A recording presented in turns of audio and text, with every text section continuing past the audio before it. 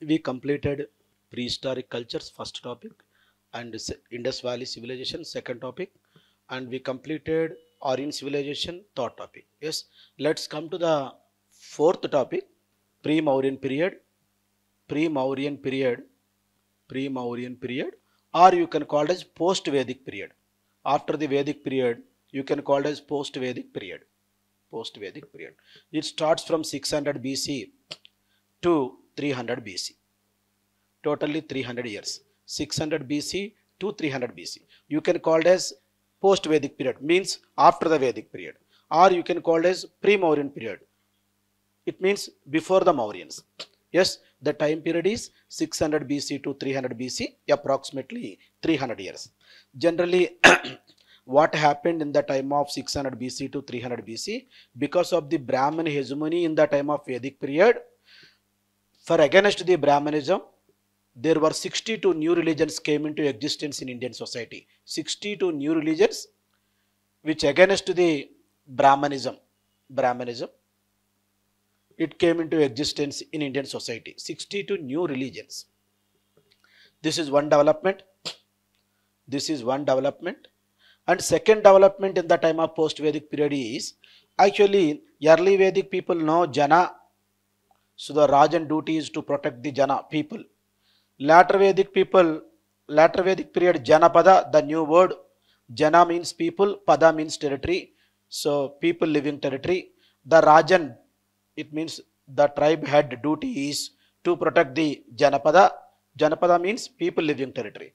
Early Vedic period only Jana and Pasu and Janapada territory, and these Janapadas were merged, it emerged into Mahajanapadas. Mahajanapadas. That is the second development. So suppose this is one Janapada, this is one Janapada, and this is one. And these three Janapadas were merged and it's emerged into Mahajanapada. So 16 Mahajanapadas came into existence. 16 Mahajanapadas. 16 పెద్ద రాజ్యాలు అవతరించాయమ్మ. చిన్న చిన్న రాజ్యాలు కలిసిపోయి చిన్న చిన్న జనపదాలు.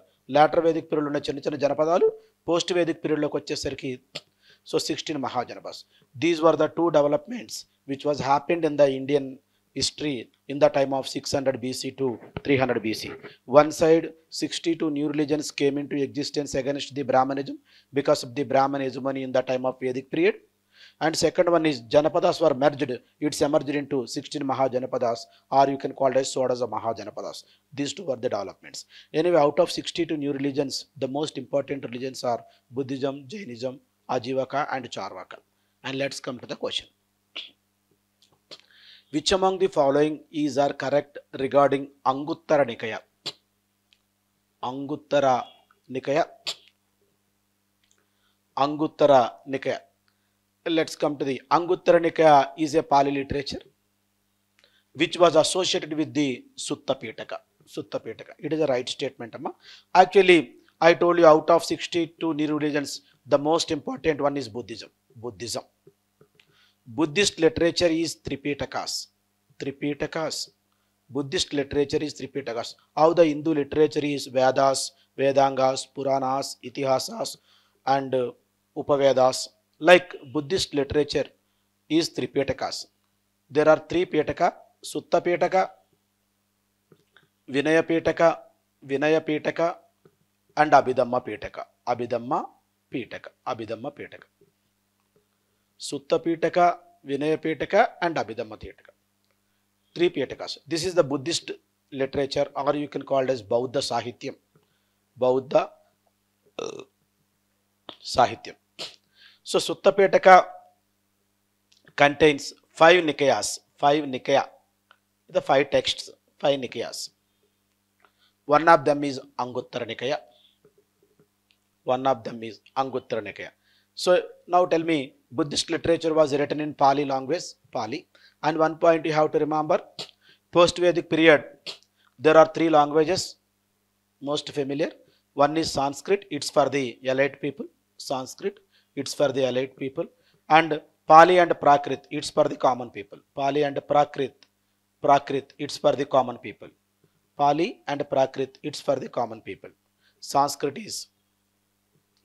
And you know very well all the Vedas, which was in Sanskrit language, but whereas in Buddhist literature and Jain literature were in Pali and Prakrit language, commoners language. And anyway, it is a Buddhist Pali literature. Even till today, I don't know whether you are aware or not. In Bihar, people aspirants, so uh, they taken Pali literature. Pali is one of the optionals in UPSC.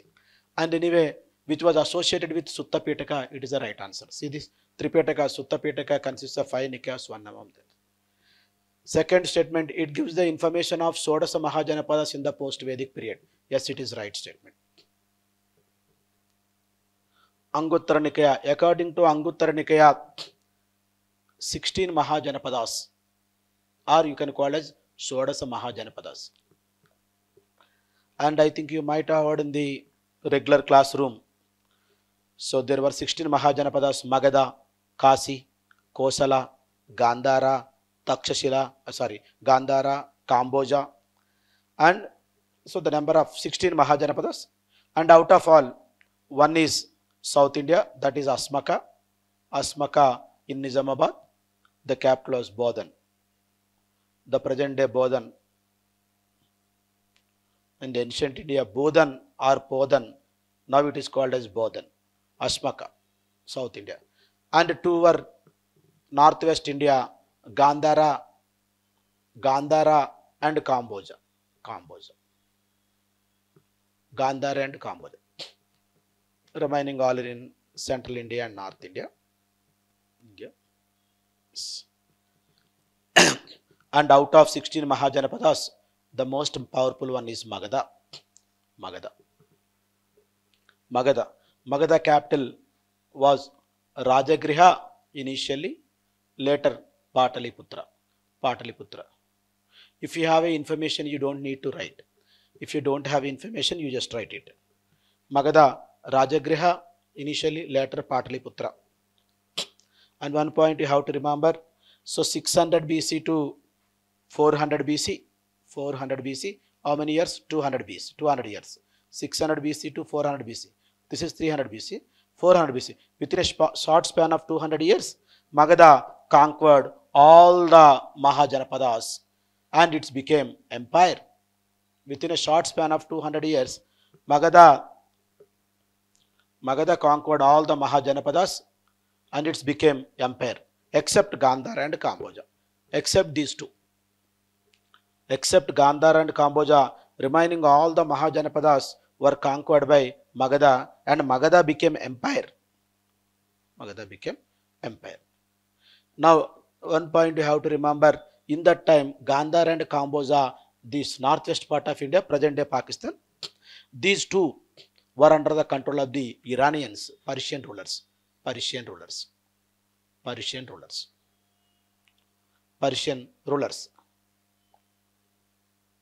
But later, in the time of 329 BC, Alexander defeated the Persian rulers. Alexander defeated the great Alexander defeated the Persian rulers and he conquered this territory. So one point you have to remember, initially this northwest part of India was under the control of the Persians, not the Greeks. But later it was under the control of the Greeks. Persians were defeated by the Greeks. Darius III, Persian ruler, was defeated by the Alexander in 329 BC. The great Alexander from the Macedonia. Clear, ma? Yes, anyway, Iranians were very powerful, so the Magadha rulers didn't touch the Gandhara and Kamboja. That point you have to remember. And this Magadha was ruled by the famous dynasties, Aryanka dynasty, Sisunaga dynasty, and Nanda dynasty. Why Magadha conquered all the Mahajanapadas? What is the significance of that? What are the important features of the Magadha became empire? Magadha empire అవడానికి కారణాలు ఏంటంటే, ఒకటి the great rulers of the Aryanka, Sisunaga, Nanda dynasty. First one, great rulers, and second one is geographical area. Magadha area in Bihar and eastern Uttar Pradesh. Bihar and eastern Uttar Pradesh. And you know very well Ganga river flowing like here like this, and this Rajagriha was surrounded by the hills and three sides and one side Ganga river. One is geographical area and second one is powerful rulers. Yes, let's come to the point. And finally, what happened? This Magadha, the last rulers were Nanda dynasty. The last ruler of the Nanda dynasty, Dhanananda, the last ruler of the Nanda dynasty, Dhanananda, was defeated by the Chandragupta Maurya. Chandragupta Maurya, with the assistance of Kautilya. With the assistance of Kautilya, the last ruler of the Nanda dynasty, Aryanka, Shisunaga, Nanda. Aryanka was replaced by Shisunaga, Shisunaga was replaced by Nanda.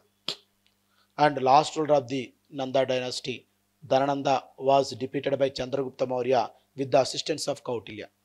And Kautilya was insulted by the Dhanananda, and Kautilya wanted to take revenge against the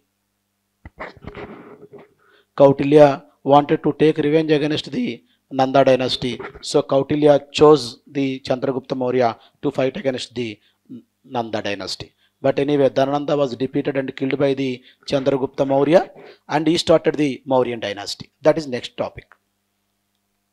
He started the Mauryan dynasty. That is next topic.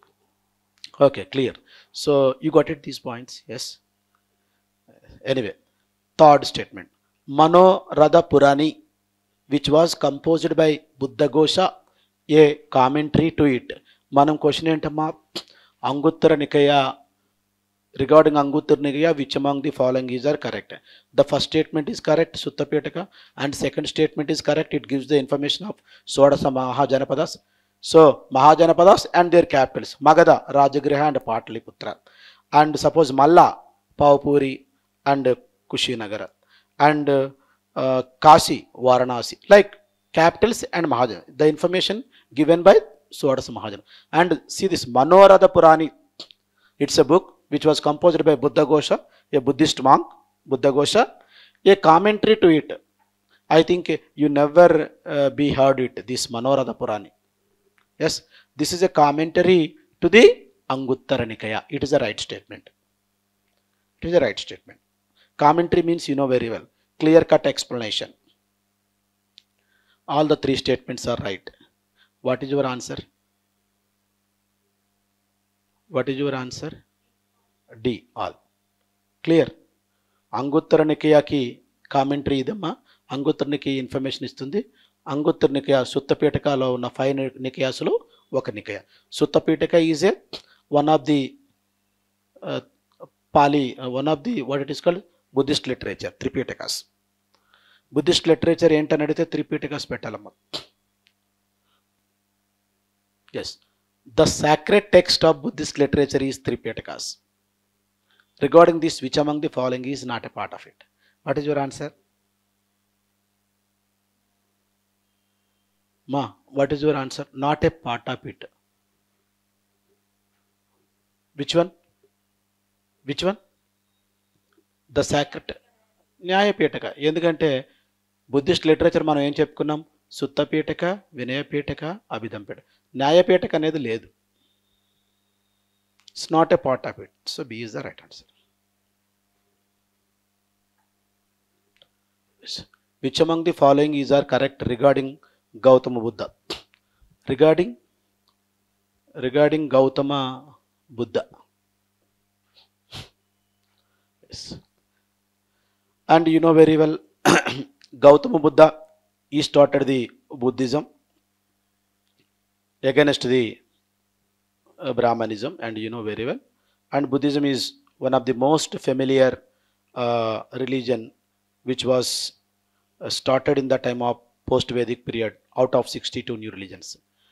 So let's come to the point. First, let's see the second statement. This was the most important religion among the 62 heterodox religions which came into existence in Indian society in the time of 6th century BC. Is it right or wrong? Right. Yes. Buddhism very famous out of 62 new religions. Yes. Yes. That is right statement, ma. And let's see the third statement.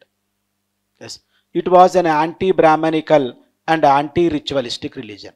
Yes, బ్రాహ్మణిజంలో rituals ఎక్కువైపోయాయి, యజ్ఞయాగాలు ఇవన్నీ ఎక్కువైపోయాయి. So ఇవన్నీ వద్దు అని చెప్పే ఈ రిలీజన్స్ అన్నీ స్టార్ట్ అయ్యాయి. Anti ritualistic, anti brahmanical. So right statement.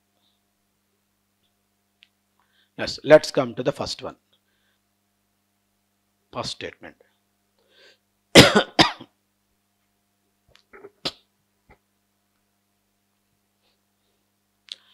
And he lost his mother in his childhood and was brought up by his stepmother Gautami Prajapati.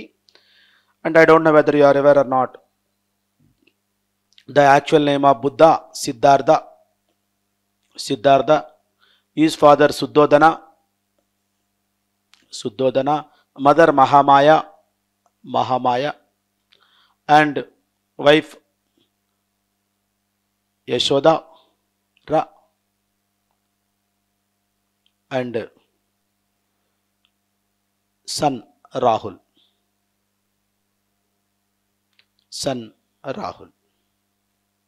Yes. Anyway, Siddhartha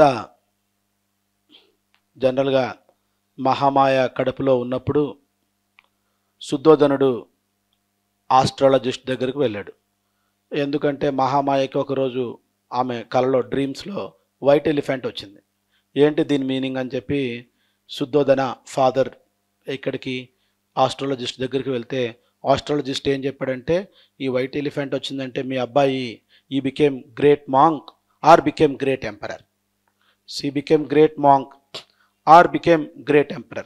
Actually, Suddhodana, he was a king of Kapilavastu in Nepal. Kapilavastu in Nepal. Suddhodana. Kapilavastu in Nepal. He was a king. It means Kshatriya. And now tell me, Amma, Kshatriya, he was a father is Kshatriya. Son కూడా ఏమవ్వాలంటాడు, క్షత్రియుడే, గొప్ప ruler అవ్వాలనుకుంటాడు. కానీ what he said astrologist, either he became great monk or became great emperor. So great emperor అయితే it's okay, but if great monk what would be, ఏంది position అర్థం కాలేదు. కాబట్టి సిద్ధార్థ పుట్టిన తర్వాత సిద్ధార్థని ఈ రాయల్ ప్యాలెస్, అతను కింగ్ కదా, రాయల్ ప్యాలెస్ దాటనకుండా ఇట్లా 29 ఏళ్ళు పెంచాడమ్మా. పెళ్లి చేశాడు, పిల్ల కూడా పుట్టాడు, రాహుల్ 29 ఇయర్స్. కానీ ఒకరోజు సడన్గా బయటకు వచ్చాడు, ఎవరు, సిద్ధార్థ, ఎవరికి తెలియకుండా వచ్చినప్పుడు ఇతను 4 ఈవెంట్స్ చూశాడమ్మా, 4 ఇన్సిడెంట్స్. ఒక ఓల్డ్ మ్యాన్ని చూశాడు ఫస్ట్ టైం. అప్పటి వరకు అతనికి తెలియదు మనుషులు ఓల్డ్ అవుతారని. ఓల్డ్ మ్యాన్ చూశాడు, సిక్ మ్యాన్ చూశాడు, డెడ్ బాడీని చూశాడు, ఒక మాంక్ని చూశాడు, ఎసిటిక్. ఓల్డ్ మ్యాన్ ఇట్లా కర్ర పట్టుకొని ఇలా షివరింగ్ అవుతూ వెళ్తున్నాడు. సిక్ మ్యాన్ కూడా ఫీవర్ వచ్చి షివరింగ్ అవుతుంది. అండ్ డెడ్ బాడీని తీసుకెళ్తున్నారు బరిల్ గ్రౌండ్కి, అందరూ ఏడుస్తున్నారు. సో చివరికి ఒక మాంక్ అట్లా వెళ్ళిపోతున్నాడు నవ్వుకుంటూ. సో ఈ 4 సంఘటనలు చూసినప్పుడు అతన్ని ఈ 3 సంఘటనలు కలిచివేసి అతను ఒక నిర్ణయానికి వచ్చాడు. ఏంటంటే, ఎందుకు అందరూ షివరింగ్ అవుతున్నారు? He knows that they are suffering, but he doesn't know why they are suffering. అది గట్టిమై పాయింట్ అమ్మా. వాళ్ళు సఫర్ అవుతున్నారని తెలుసు, కానీ ఎందుకు సఫర్ అవుతున్నారో తెలియదు. ఎందుకు తెలియలేదంటే అతనికి ఎప్పుడు వాళ్ళ డాడీ అలా పెంచలేదు కాబట్టి. ఇప్పుడు ఓల్డ్ మ్యాన్ మనకు తెలుసు, ముసలోడైతే వణుకుతాడు, జ్వరం వస్తే వణుకు వస్తుంది, డెడ్ బాడీ వెళ్తే మనం ఏడుస్తాం మన తాలూకు వాళ్ళైతేనే, కానీ అవి తెలియకుండా పెంచాడు. సో కాబట్టి he knows they are suffering, but he doesn't know why they are suffering. So he wants to know the answer of why they are suffering. So ఆ రోజు నైట్ ఇంటికి వచ్చేసాడు, అదే ఆలోచిస్తున్నాడు, ఎందుకు ఇట్లా అని. సో ఆలోచించి అతను ఒక కన్క్లూజన్కి వచ్చాడమ్మా. He came to one conclusion, that is the world is full of sorrow. The world is full of sorrow. ఆ సంఘటనలు చూసి ఇతను ఒక కన్క్లూజన్కి వచ్చాడు, ప్రపంచమంతా దుఃఖమయం. The world is full of sorrow. ఈ దుఃఖానికి కారణం కనుక్కోవాలనుకున్నాడు. అది ఇంట్లో ఫ్యామిలీ దగ్గర ఉంటే కష్టం. సో బయటికి పోవాలని 29 ఏళ్ల వయసులోనే అతని హార్స్ కంటక కంటక, అతను హార్స్ కంటక. ఈ హార్స్ తీసుకొని అతను క్షత్రియస్ కదా, హార్స్ తీసుకొని ఇతను వెళ్ళిపోవడం జరిగింది బయటకు అట్ ది ఏజ్ ఆఫ్ 29. అయితే దీన్ని మహాభినిష్క్రమణ అంటారమ్మా. ఇలా బుద్ధుడు ఇలా వెళ్ళడాన్ని మహాభినిష్క్రమణ అంటాడు. సిద్ధార్థ ఇలా వెళ్ళడాన్ని మహాభినిష్క్రమణ అంటారు. అంటే ఇల్లు వదిలి వెళ్ళడం. దీనికి సింబల్ హార్స్. బుద్ధుడు మన సిద్ధార్థ మనకి లుంబినిలో జన్మించడమ్మా, నేపాల్ కపిలవస్తు. ఈ బుద్ధుడి జననానికి గుర్తుగా మనకి లోటస్ చెప్తారు. లేటెస్ట్ అంటే బుద్ధుడి జీవితంలో 5 గ్రేట్ ఈవెంట్స్ జరిగాయి. ఈ బర్త్ అనేది మొట్టమొదటిది లోటస్. దీన్ని పంచమహాకళ్యాణాస్ అంటారు 5 ఈవెంట్స్ని. రెండవది మహాభినిష్క్రమణ హార్స్. మూడవది ఇతను బోధి చెట్టు కింద బీహార్లో జ్ఞానాన్ని పొందుతాడు, Bodhi tree, or you can called as pipal tree. Pipal tree ఈ గయా అనే ప్రాంతంలో, అది ఇప్పుడు బుద్ధ గయా అని పిలుస్తారు.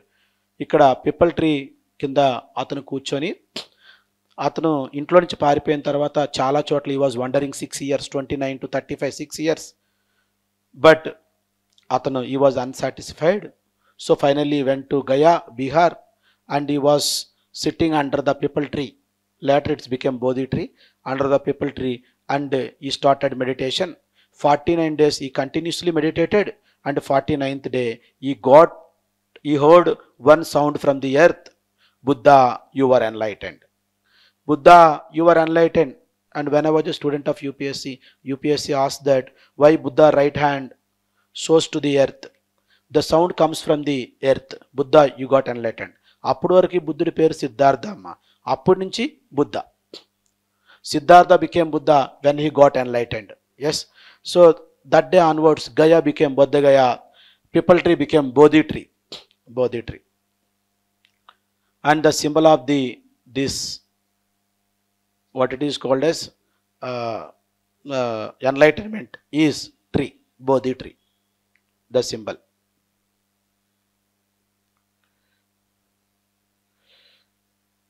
And he founded the why the world is suffering from the suffering, why the world is suffering. Finally అతను కనుక్కున్నాడమ్మా. ఎస్, అక్కడ వరకు ఉంచండి, తర్వాత మనం చెప్తాం. అయితే in he childhood is mother Mahamaya was died. So ఈ స్టెప్ మదర్ గౌతమి ప్రజాపతి ఇతన్ని బ్రాటప్ చేస్తుంది. Yes, right statement. And what is your answer? C 1 2 3. C 1 2 3. Oh my god. Yes. దుఃఖ, సముదాయ, నిరోధ, మార్గ, these words are recorded in which of the following literature? Which of the following literature? దుఃఖ, సముదాయ, నిరోధ, మార్గ. ఈ క్వశ్చన్స్ మీకు ఎక్కడ దొరకవు అమ్మా. ఇవి నేను సొంతంగా తయారు చేసినవి, టెక్స్ట్ చదివి సొంతంగా తయారు చేసినవి. కాబట్టి దుఃఖ, సముదాయ, నిరోధ, మార్గ, these words are recorded in which of the following literature. ఇవి ఏ సాహిత్యంలో చెప్పబడ్డాయి అనుందమ్మా? Jain literature, Buddhist literature, Vedic literature, and none. This is the 4 options. And coming to the point, so 1 2 3 పంచమహాకళ్యాణ్స్. The first one is Buddha birth, second one is Buddha మహాభినిష్క్రమణ. Buddha means Siddhartha, Siddhartha and Siddhartha. And third one is Siddhartha enlightenment, he became Buddha from that. Fourth one, so ఇతను knowledge తెలుసుకున్నాడు ఎందుకు suffer అవుతున్నారను. తర్వాత ఏం చేశారంటే ఇతను fourth one ధర్మచక్ర పరివర్తన. ధర్మచక్ర పరివర్తన, ఇతను తెలుసుకున్న నాలెడ్జ్ని అతని డిసైపుల్స్కు చెప్పాలి అని చెప్పి అతను ఫిక్స్ అయ్యాడు. ఎస్, నేను సివిల్ సర్వీస్ రాశాను, I wrote a civil service. Yes, కాబట్టి I got knowledge. So particularly my option is history, and హిస్టరీలో I'm good at history. So కాబట్టి నేను ఏం చేస్తున్నా, దాన్ని ఊరికనే వేస్ట్ చేయకుండా ఆ నాలెడ్జ్ని నేను నా స్టూడెంట్స్కి షేర్ చేయాలి. అట్లనే బుద్ధ ఇతను తెలుసుకున్న నాలెడ్జ్ని షేర్ చేయాలి అని వాళ్ళ 5 డిసైపుల్స్కు షేర్ చేయాలని చెప్పి అతను సారనాథ్లో ఒక గెస్ట్ లెక్చర్ ఇచ్చాడమ్మా. Guest lecture. దాన్నే ధర్మచక్ర పరివర్తన అంటారు. ధర్మచక్ర పరివర్తన. A guest lecture of Buddha to his disciples at Sarnath deer park, జింకలవనం. సారనాథ్ డీర్ పార్క్, జింకలవనంలో. ఏం చెప్తున్నాడంటే, శిష్యులారా, నేను కొన్ని విషయాలు తెలుసుకున్నా, మీకు చెప్తా. సో మీరు ఫాలో అయితే మీరు ఎప్పుడు బాధపడరు అని. Yes, the first one is 4 noble truths చెప్పాడమ్మ. 4 noble truths. First one is దుఃఖ, DUKHA, దుఃఖ. The world is full of sorrow. దుఃఖ అంటే ఏంటమ్మా? The world is full of sorrow. ప్రపంచం అంతా దుఃఖమయం. Second one is సముదాయ.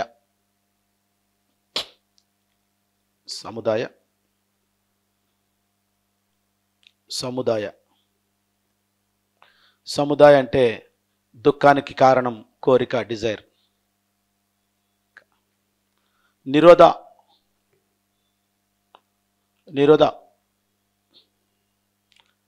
నిరోధ అంటే కోరికలను జయించలేము, కానీ కోరిక నుంచి వచ్చినటువంటి సారోనెస్, దుఃఖం ఏదైతే ఉందో దాన్ని నిరోధించవచ్చు. మనం కోరికల్ని జయించలేమమ్మా. ఇప్పుడు IAS IPS అవ్వాలని ఉంది మీకు, అది మీ కోరిక, మీరు జయించలేరు. దానికోసం కష్టం ఉంటుంది. ఎందుకంటే అట్లా కూర్చొని 7-8 గంటలు క్లాసులు వినాలి, 4 గంటలు చదవాలి, మనకు పెయిన్ వస్తుంది బ్యాక్ సైడ్, ఇవన్నీ ఉంటాయి. కానీ మన కోరిక మంచిది కాబట్టి మనకు పెద్దగా దుఃఖం ఉండదు. ఓకేనా? కానీ ఇక్కడ కోరిక ఏదైనా, ఇప్పుడు కోరిక ఉండొద్దు అనుకోవడం కూడా ఒక కోరికే, అంతే కదా? ఏం కోరికలు ఉండొద్దు అన్నట్లు అది కూడా కోరిక. కాబట్టి కోరికలు మనం జయించలేం. We can't conquer the desires. But desire నుంచి వచ్చేటటువంటి ఆ బాధని జయించవచ్చు అంటున్నాడు. నిరోధ, there was a way to conquer the sorrowness, not the desire అమ్మా. There was a way to conquer the sorrowness from the desire. 1 point you have to remember. ఏ కోరికలో ఉండకూడదని నీకు కోరిక ఉండడం, అది కూడా కోరికే. ఏమన్నాడంటే, స్టూడెంట్స్, ప్రపంచమంతా దుఃఖమయం. The world is full of sorrow. Cause for the sorrow is desire. And there is a way to prevent the sorrowness. మూడోది నిరోధ. There is a way to prevent the sorrowness, నిరోధ. వెంటనే పిల్లలు ఏం చెప్తారు, డిసైపుల్స్, ఆ గురుగారు చెప్పండి, అదేదో చెప్పండి, మేము దుఃఖంలో ఉంటున్నామని. ఇప్పుడు మీరైతే ఏం చెప్తారు ఆ రోజుల్లో? అది. ఈరోజు మీరైతే, సార్ సివిల్ సర్వీస్ ఎలా అచీవ్ చేయాలి, గ్రూప్ 1 ఎట్లా చేయాలి, ప్రిలిమ్స్కి ఎట్లాంటి స్ట్రాటజీ, మెయిన్స్కి ఎట్లాంటి స్ట్రాటజీ ఉండాలి మీరు అడుగుతారు. ఆ రోజుల్లో ఈ బాధ ఎక్కువ ఉంటుంది, సారోనెస్, ఈ ఫ్యామిలీ సిస్టంలో సారోనెస్. దాన్ని ఓవర్కమ్ చేయడం అది పెద్ద విషయం అప్పుడు. ఏమ్మా, టు ప్రివెంట్ ది సారోనెస్, అది చెప్పండి గురుగారు అంటే. 4వది ఏంటమ్మా? మార్గ. దానికి ఒక మార్గం ఉంది, అది అష్టాంగ మార్గ. One has to follow the అష్టాంగ మార్గ. అష్టాంగ మార్గాన్ని ఫాలో అయితే మీకు ఇంకే ప్రాబ్లం ఉండదు. మార్గ, వే, అష్టాంగ మార్గం. గురుగారు అష్టాంగ మార్గం ఏంటో చెప్పండి అంటే వెంటనే అతను చెప్పడం మొదలుపెట్టాడమ్మా. Right action, right awareness, right effort, right aim, right livelihood, right meditation, right vision, right speech. ఏమ్మా? Right action, right aim, right awareness, right effort. 4 ఒక దగ్గర రాసుకోండి. Right action, right awareness, right aim, right effort ఒక దగ్గర. తర్వాత right livelihood, right meditation, right vision, right speech. అన్నీ మీకు తెలుసు. మీకు రైట్ ఏముందనుకోండి అంటే ఒక IAS అవ్వాలి, అట్లా మంచి ఏముందనుకోండి, మీరు కష్టపడుతున్నా మీకు ఈ బాధ తెలీదు. ఇప్పుడు నేనున్నా ఇట్లా 3 hours నుంచోవాలి, అది బాధే కదా. దీనికి బదులు మన ఇంట్లో కూర్చొని జబర్దస్త్ చూసుకుంటే చాలా హ్యాపీగా ఉంటుంది పడుకొని. కానీ why I came here and teach. So ఎందుకంటే చాలామంది IAS IPS ఆఫీసర్లు తయారు చేసాము, ఇంకా చాలామందిని తయారు చేయాలి. అదొక రైట్ టైం. కాబట్టి 3 గంటల నుంచి ఉన్న పెద్దగా కాలేం నొప్పి ఉండదు. ఇది ఒక రకంగా పనిష్మెంటే, అది ఒక రకంగా punishment. Sitting is also punishment అమ్మా. 7-8 hours ఒకే ఆసనంలో కూర్చోవాలంటే చాలా కష్టం. బట్ వై వీఆర్ సిట్టింగ్ అంటే అయినా నీకు పెయిన్ తెలియట్లే అంటే you wanted to become a great officer, good officer అవుతావు కాబట్టి నీకు అవ్వట్లేదు. అదే అతను అంటున్నాడు, కోరికను నువ్వు జయించలేవు కానీ కోరిక నుంచి వచ్చే బాధను జయించవచ్చు. ఎట్లా అంటే నీ aim should be right aim, right action, right awareness, right effort, right livelihood, సరైన జీవనోపాధి, right meditation, right vision. So ఈరోజు మనం 2024లో ఉన్నాం. 2026లో ఎక్కడ ఉండాలి అని ఒక విజన్ ఉండాలి. 24లో ఎక్కడ ఉన్నాం, 2 ఇయర్స్లో 26లో మనం ఎక్కడ ఉండాలి. So want to become IAS officer or IPS officer or any group 1 officer, deputy collector, municipal commissioner, అట్లా ఒక విజన్ ఉండాలి. 2 ఇయర్స్, 365 డేస్ అంటే మచ్ 820 డేస్ ఎంతో ఆ టైంలోకి మనం 720 ఎంతో ఉంటుంది. ఈ 750 రోజుల్లో మనం ఇది అవ్వాలి. అట్లా రైట్ స్పీచ్ మనం మాట్లాడేది చాలా రైట్ స్పీచ్ మాట్లాడితే మనకి ఏ ప్రాబ్లం ఉండదు, ఏ బాధ ఉండదు అని చెప్పాడమ్మ. ఇది చెప్పాడు. ఎస్, ఈ 4 4 నోబెల్ ట్రూత్స్, 6 సత్యాస్ అంటారు. ఈ 8ని అష్టాంగ మార్గ అంటారు. చూడండి, మార్గ అష్టాంగ 8. దీనికి బుద్ధ వీల్ సింబల్ అమ్మ, 8 స్పోక్స్ వీల్. ఇది పంచమహాకళ్యాణంలో 4వది, 5 గ్రేట్ ఈవెంట్స్ ఆఫ్ బుద్ధ లైఫ్లో 4వదమ్మ. దీన్ని 4 నోబెల్ ట్రూత్స్ అంటారు, 6 సత్యాలు. దీన్ని అష్టాంగ మార్గ అంటారు. Yes, clear. ఈ పాయింట్ అర్థమైంది కదమ్మా. మీరు ఇంతకుముందు కోచింగ్ తీసుకున్నారా? ఫస్ట్ టైమా మీరు? ఫస్ట్ టైమా? మరి ఫస్ట్ టైం ఇప్పుడు వస్తున్నారు ఎట్లా? దేనికి ప్రిపరేషన్? యూపీఎస్ అమ్మా మీరు? నెక్స్ట్ ఇయర్కి కొత్తగా వచ్చారా? ఓకే, అంటే మొన్న వచ్చారు ఇక్కడికి హైదరాబాద్. ఇంతకుముందే వచ్చారా? చాలా రోజులైందా? లోకలా? Okay okay. మరి ఎట్లా రివిజన్ అర్థమవుతుందా? రివిజన్ అంటే చాలా ఒక ఫాస్ట్లో ఉంటుందమ్మా, అందుకోసం చేశారా? Okay, right. మరేంటి ఇంత కోచింగ్ ఇంకా నెక్స్ట్ ఇయర్ జాయిన్ అవుదామనా? తీసుకున్నారా? Okay, right. ఇదైతే అర్థమవుతుంది కదా, క్లియర్. ఇప్పుడు చెప్పండి అమ్మా, వాట్ ఈజ్ యువర్ ఆన్సర్? దుఃఖ, సముదాయ, నిరోధ, మార్గ, these words are record in which of the following literature? Buddhism, obviously Buddhist literature. Buddhist literature, clear. అయితే ఇంకొక పాయింట్ అమ్మా, పంచమహాకళ్యాణ, ఈ 5 గ్రేట్ ఈవెంట్స్ ఆఫ్ బుద్ధలో లాస్ట్ది మహాపరినిర్వాణ అమ్మ. మహాపరినిర్వాణ అంటే డెత్, బుద్ధ డెత్. దీనికి సింబల్ ఏంటంటే స్తూప. స్తూప అంటే హాఫ్ డోమ్ స్ట్రక్చర్ ఉంటుందమ్మా. This structure was built on the relics of Buddha. బుద్ధుడు అస్థికలపైనే కట్టినటువంటి ఈ హాఫ్ డోమ్ స్ట్రక్చర్ కలిగినటువంటి నిర్మాణాన్నే స్తూప అంటారు. Stupa is a construction or stupa is a half dome structure which is built on the relics of the Buddha or Buddhist monks. బుద్ధుడు అస్థికలపైన కానీ బౌద్ధ భిక్షువుల అస్థికలపైన కానీ కట్టినటువంటి ఈ హాఫ్ డోమ్ ఆకారంలో ఉన్నటువంటి దాన్నే స్తూప అంటారు. మనకు చాలా స్తూపాలు ఉన్నాయి, అమరావతి స్తూప, సాంచి స్తూప, గయ స్తూప, ఇట్లా. ఎస్, మహాపరినిర్వాణకి సింబల్ ఇది. అయితే Buddha was died at the age of 80 at కుషీనగర. ఇది మల్లా మహాజనపద, 16 మహాజనపదాస్ చెప్పుకున్నాం కదమ్మా.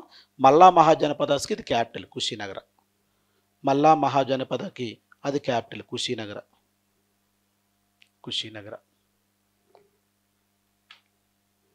So I told you 16 Mahajanapadas and Malla is one among them, and Kushinagara was the one of the capital of Malla. Actually 2 capitals, one is Kushinagara and the second one is Pavapuri. And Kushinagara అదే general అనుకోండి, ఇలా మనకి the world is full of sorrow, అట్లా cause for the sorrows desire, ఎట్లా చెప్తే answer పెడతారు, ఇట్లా చెప్తే మనకు తెలియదు. అదే మీనింగ్ ఇదమ్మా, దుఃఖ, సముదాయ, నిరోధ, మార్గ. Next which among the following లేదా following is are correct regarding Jainism. Next, after the Buddhism, Jainism is the next important religion out of 62 religions. Jainism, there are 24 high prophets, they are called as Tirthankaras. జైనిజంలో 24 మంది prophets ఉన్నారమ్మా, వాళ్ళని తీర్థాంకర అంటారు. Right statement. There were 24 Tirthankaras in Jainism. Tirthankara అంటే ఎవరు? Who is Tirthankara? Highest stage of Jainism Tirthankara. Tirthankara means ford maker. Ford maker. Ford అనే కారు ఉంది కదమ్మా, ఫోర్డ్ మేకర్. ఫోర్డ్ మేకర్ అంటే he is giving hand to you and to cross the sea. అతను మెల్లగా నీ చేయి పెట్టుకొని సముద్రాన్ని దాటిస్తాడు. Ford maker. ఫోర్డ్ మేకర్ అంటే వారధిని దాటించేవాడు అని అర్థం అమ్మ. అంటే బ్రిడ్జిని దాటించేవాడు, అంటే ఒక సముద్రాన్ని దాటించేవాడు. మరి ఏ సముద్రాన్ని? సంసారం అనే సముద్రాన్ని అమ్మ. ఆ రోజుల్లో కష్టాలు ఏంటంటే ఈ సంసారాన్ని ఎట్లా, ఆ సంసారంలో కొట్టుమిట్టుకుంటేవాడిని ఎట్లా, కాబట్టి బాధల్లో గెలిపారు. కాబట్టి అట్లాంటిది ఏం లేదని హ్యాండ్ ఇచ్చి మిమ్మల్ని అట్లా మెల్లగా ఎటువంటి ఇబ్బంది లేకుండా, అంటే హ్యాండ్ ఇవ్వడం అంటే చెయ్యవడం అని కాదు, అర్థం ఏంటి, అతని తాలూకా మాటలతో మిమ్మల్ని సో అందుకే ఫోర్డ్ కార్ కూడా ఇదే పేరు పెట్టారు, ఫోర్డ్ మేకర్. కొండలు గుట్టలు ఇట్లా ఎక్కుతుంటుంది మీకు అడ్వర్టైజ్మెంట్లో చూస్తే. Tirthankara to give his hand to you and cross the sea, సంసారం అనే సముద్రాన్ని. There were 24 Tirthankaras. Yes right అమ్మ, there were 24 Tirthankaras. Yes right. And suppose if you see that the first Tirthankara is Rishabhanatha and the last Tirthankara Vardhamana Mahavira. Vardhamana Mahavira. The first Tirthankara Rishabhanatha and the last Tirthankara Vardhamana Mahavira. Last means 24.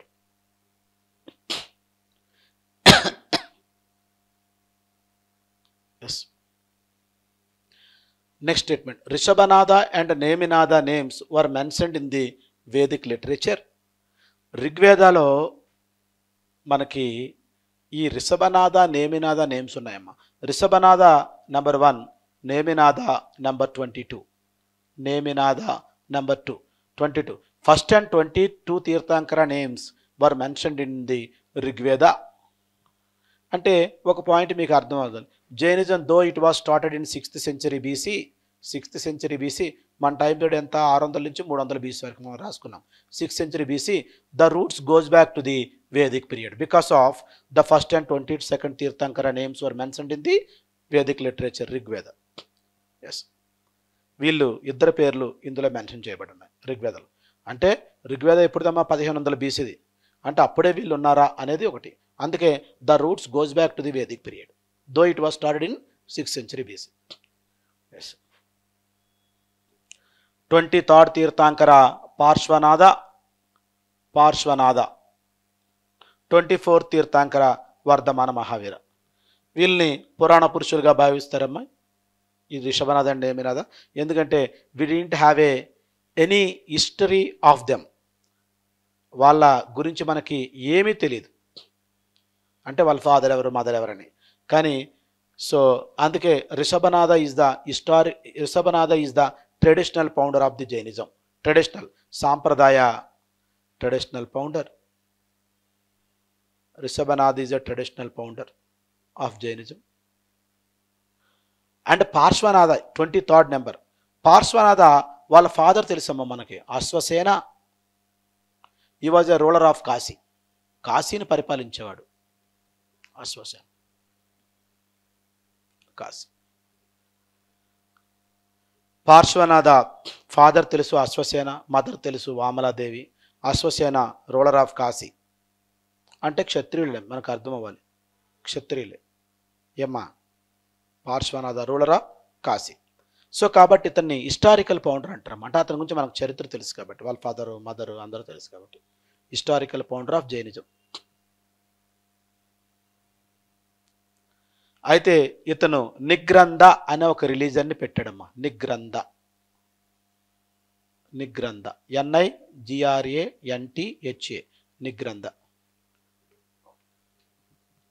Nigrantha అనే ఒక religious సెక్ట్ని start చేశాడు. Clear అమ్మా? Okay, let's come to the third statement. Nigrantha means free from bonds and it was an earlier form of Jainism. Nigrantha అనేది ఏంటంటమ్మా, free from the bonds.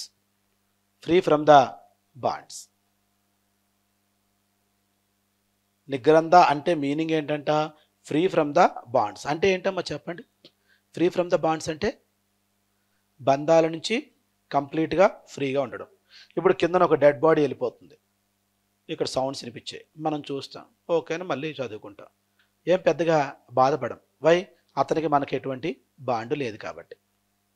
సడన్గా ఎవరో వచ్చి అక్కడ ఒకరు చనిపోయారు, మనకు తెలిసిన ఫ్రెండ్ సుబ్బారావు వెంకట్రావు ఏదో చెప్పారు అంటే మనం టక్కన లేచి వెళ్ళిపోతాం, కొంచెం క్రైమ్ కూడా చేస్తాం, మన బాగా తెలిసిన ఫ్రెండ్ అయితే ఇంకా. ఎందుకు? అతనికి మనకు బాండ్ ఉంటుంది కాబట్టి. అంటే బాండ్స్ వల్ల బాధ వస్తుంది, బంధాల వల్ల బాధ కలుగుతుంది. ఆ బాండ్స్ నుంచి దూరం ఉంచితే బాధే ఉండదు. Suppose if you free from the bonds, so నీకు బాధ ఉంటుందా? బాధ ఉండదు. నిగ్రంథ రిలీజన్ మెయిన్ ఉద్దేశం ఏంటంటే free from the bonds, meaning కూడా ఫ్రీ ఫ్రమ్ ద బాండ్సే, బంధాల నుంచి మిమ్మల్ని ఫ్రీ చేయడం. ఆ రోజుల్లో బాధలు ఇవేనమ్మా, వైఫ్, కూతురు, కొడుకు, అమ్మ, నాన్న, ఇలాంటి బాధలన్నీ ఉండేవి. నాన్నకి దెబ్బ తగిలింది వెంటనే మనం బాధ, వైఫ్కి ఏదో అయ్యింది బాధ, పాపకి ఏదో అయ్యింది బాధ. ఇట్లా మనకి ఆ బాధల నుంచి మిమ్మల్ని దూరం ఉంచడమే ఈ నిగ్రంథ్. ఎవరు స్టార్ట్ చేశారమ్మా? Parshvanatha, 23rd Tirthankara. And it was an earlier form of Jainism. Yes, Vardhamana Mahavira he was a real founder of Jainism. దానికంటే ముందు స్టార్ట్ అయింది కాబట్టి it is a free form of Jainism, right. ఇందులో 4 ప్రిన్సిపల్స్ ఉంటాయమ్మా నిగ్రంథాలో, 4 ప్రిన్సిపల్స్. 1 ఈజ్ సత్య అంటే నాన్ లయింగ్, అబద్ధాలు ఆడకూడదు. సత్య అంటే సత్యమనే పలకం. Ahimsa, non injury or non violence. Satya అంటే అబద్ధాలు ఆడకూడదు, నాన్ లయింగ్, సత్యమనే చెప్పాలని. Ahimsa, non injury or non violence అంటే హింస చేయకూడదు, అహింస. అసతేయ,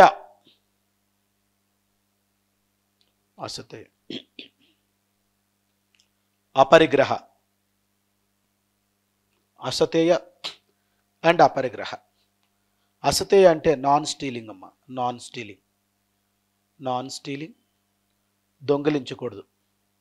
ఎస్, నాన్ స్టీలింగ్. ఏమీ దొంగిలించకూడదమ్మా, ఎదుటి వాళ్ళ బుక్, పెన్ను, ఎదుటి వాళ్ళ మనసు కూడా దొంగిలించకూడదు, నాన్ స్టీలింగ్. ఎందుకంటే ఫస్ట్ స్టార్ట్ అయ్యేది అక్కడే కదా.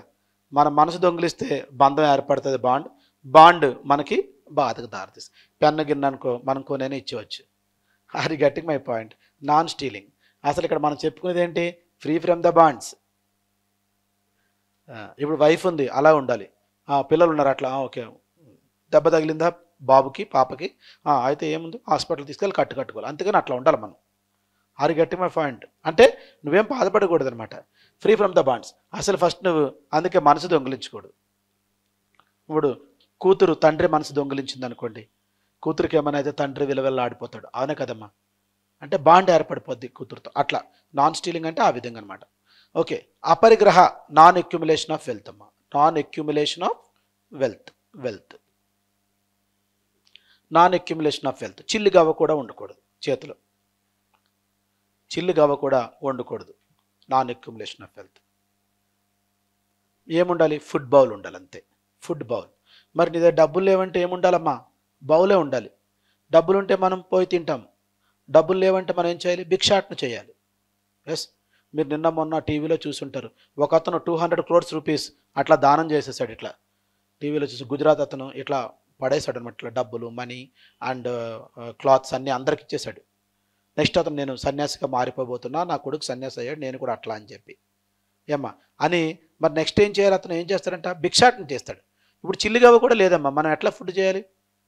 ఇప్పుడు ఉందనుకో, హోటల్కి వెళ్ళి తింటాం, లేదంటే మనకు దగ్గర ఫుడ్ బౌల్ ఉంటుంది, ఫుడ్ బౌల్ మాత్రమే ఉంచుకోవాలి మీరు, నాన్ అక్యుములేషన్ ఆఫ్ వెల్త్. ఇప్పుడు మా అమ్మాయి ఉంటుంది, చిన్నపిల్లది, సో మనం రోజుకి నేను కాయిన్స్ ఇస్తుంటా, కిడ్నీ బ్యాంక్లో వేస్తుంటుంది. ఫస్ట్ వెళ్ళంటే పర్స్ చెక్ చేస్తుంది, ఏంది ఈరోజు కాయిన్స్ తేలదని. అంటే మనకు చిన్నప్పుడు కూడా మన ఫాదరు 2 రూపీస్ ఇస్తే అట్లా మనం ఏం కొనుక్కోకుండా నెక్స్ట్ డే ఉంచుకుంటే నెక్స్ట్ డే ఇంకో 2 రూపీస్, నెక్స్ట్ డే ఇంకో 2 రూపీస్, అట్లా మనం దాచుకొని ఏంటి అట్లా ఎక్కువ మనీ చేసుకున్నాం. అంటే మనకు ₹1 ఏంటంటే దాన్ని 2 చేయాలి, 3 చేయాలని ఉంటుంది, అసలు లేకపోతే ఆలోచనే ఉండదు. సో కాబట్టి నాన్ అక్యుములేషన్ ఆఫ్ వెల్త్, నీ దగ్గర చిల్లు గవ్వ కూడా ఉండకూడదు. That is called aparigraha. Please remember asteya and aparigraha. Satya, ahimsa at any cost, ఇది ఎలా రిమెంబరింగ్గా ఉంటుంది. సత్యం, ఈ రెండు. Asteya non stealing, aparigraha non accumulation of wealth. These are the 4 principles of which religion? Which religion? Nigrantha. Nigrantha is a earlier form of Jainism. జైనిజంలో కూడా ఉన్నాయి ఇవి ఎర్లియర్ వన్. ఎస్, 4th స్టేట్మెంట్కి వద్దాము. వర్ధమాన మహావీర నెంబర్ ఎంతమ్మా? 24. He was the last Tirthankara. There was no Tirthankaras after the Vardhamana Mahavira. 24th Tirthankara. He said that he was a real founder of the Jainism. Rishabhanada, traditional founder. Parsvanada, historical founder. And Vardhamana Mahavira, real founder. Real founder. Real founder. Yes, now the 4th statement. Come to the 4th statement. Vardhamana Mahavira added 5th principle Brahmacharya to the Nigrantha sect and made into Jainism. చూడండి అమ్మా, ఒకసారి 4th statement చదవండి. Vardhamana Mahavira added 5th principle brahmacharya to the Nigrantha religion. Already నిగ్రంథాలో 4 principles ఉన్నాయి. 5th principle బ్రహ్మచార్య అనేది ఇక్కడ add చేశాడు. Add చేసి ఈ నిగ్రంథ రిలీజన్ ఏం చేశాడు? జైనిజంగా మార్చేశాడు. So right statement. Right statement. Brahmacharya. ఇప్పుడు జైనిజంలో ఎన్ని ప్రిన్సిపల్స్ ఉన్నాయి? 5. నిగ్రంథాలు ఎన్ని ప్రిన్సిపల్స్ ఉన్నాయి? 4. Yes. Now what is your answer? Which among the following is are correct regarding Jainism? D. All. Clear amma? అర్థమైందా? Which among the following does not belongs to the 3 Ratnas, 3 jewels of Jainism? మనకి బుద్ధిజంలో ఎట్లయితే ఈ అష్టాంగ మార్గం ఉందమ్మా, ఈ right action, right aim, right awareness, right effort, right livelihood, right meditation, right vision, right speech are walk, speech are walk ఇట్లా ఉందో, మనకి జైనిజంలో కూడా 3 జ్యువెల్స్ అని ఉన్నాయమ్మా. 3 జ్యువెల్స్, 3 రత్నాస్. క్వశ్చన్ ఏమడిగాడు? Which among the following does not belongs to the 3 ratnas of Jainism? ఈ కింది వాటిలో ఏది జైనిజంలో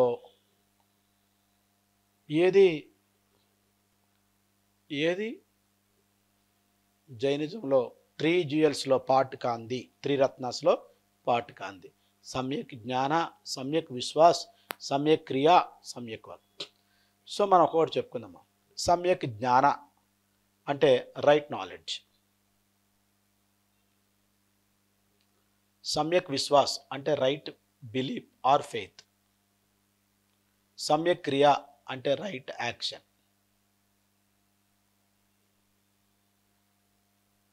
right knowledge, right belief, right action. సమ్యక్ వాక్ అంటే రైట్ స్పీచ్. ఏమా ఇవన్నీ సాంస్క్రిట్ వర్డ్స్ ఏమా. సో మనకి ఈ జైనిజంలో ఈ 3 రత్నాస్ ఒక యూపీఎస్సి కానీ ఈ స్టేట్ సర్వీస్ ఆస్పిరెంట్స్ కానీ ఎంతలా ఉపయోగపడతాయంటేనమ్మా చాలా ఇంపార్టెంట్. చూడండి, మీకు అర్థం అవుద్ది. ఇప్పుడు సమ్యక్ జ్ఞాన, రైట్ నాలెడ్జ్.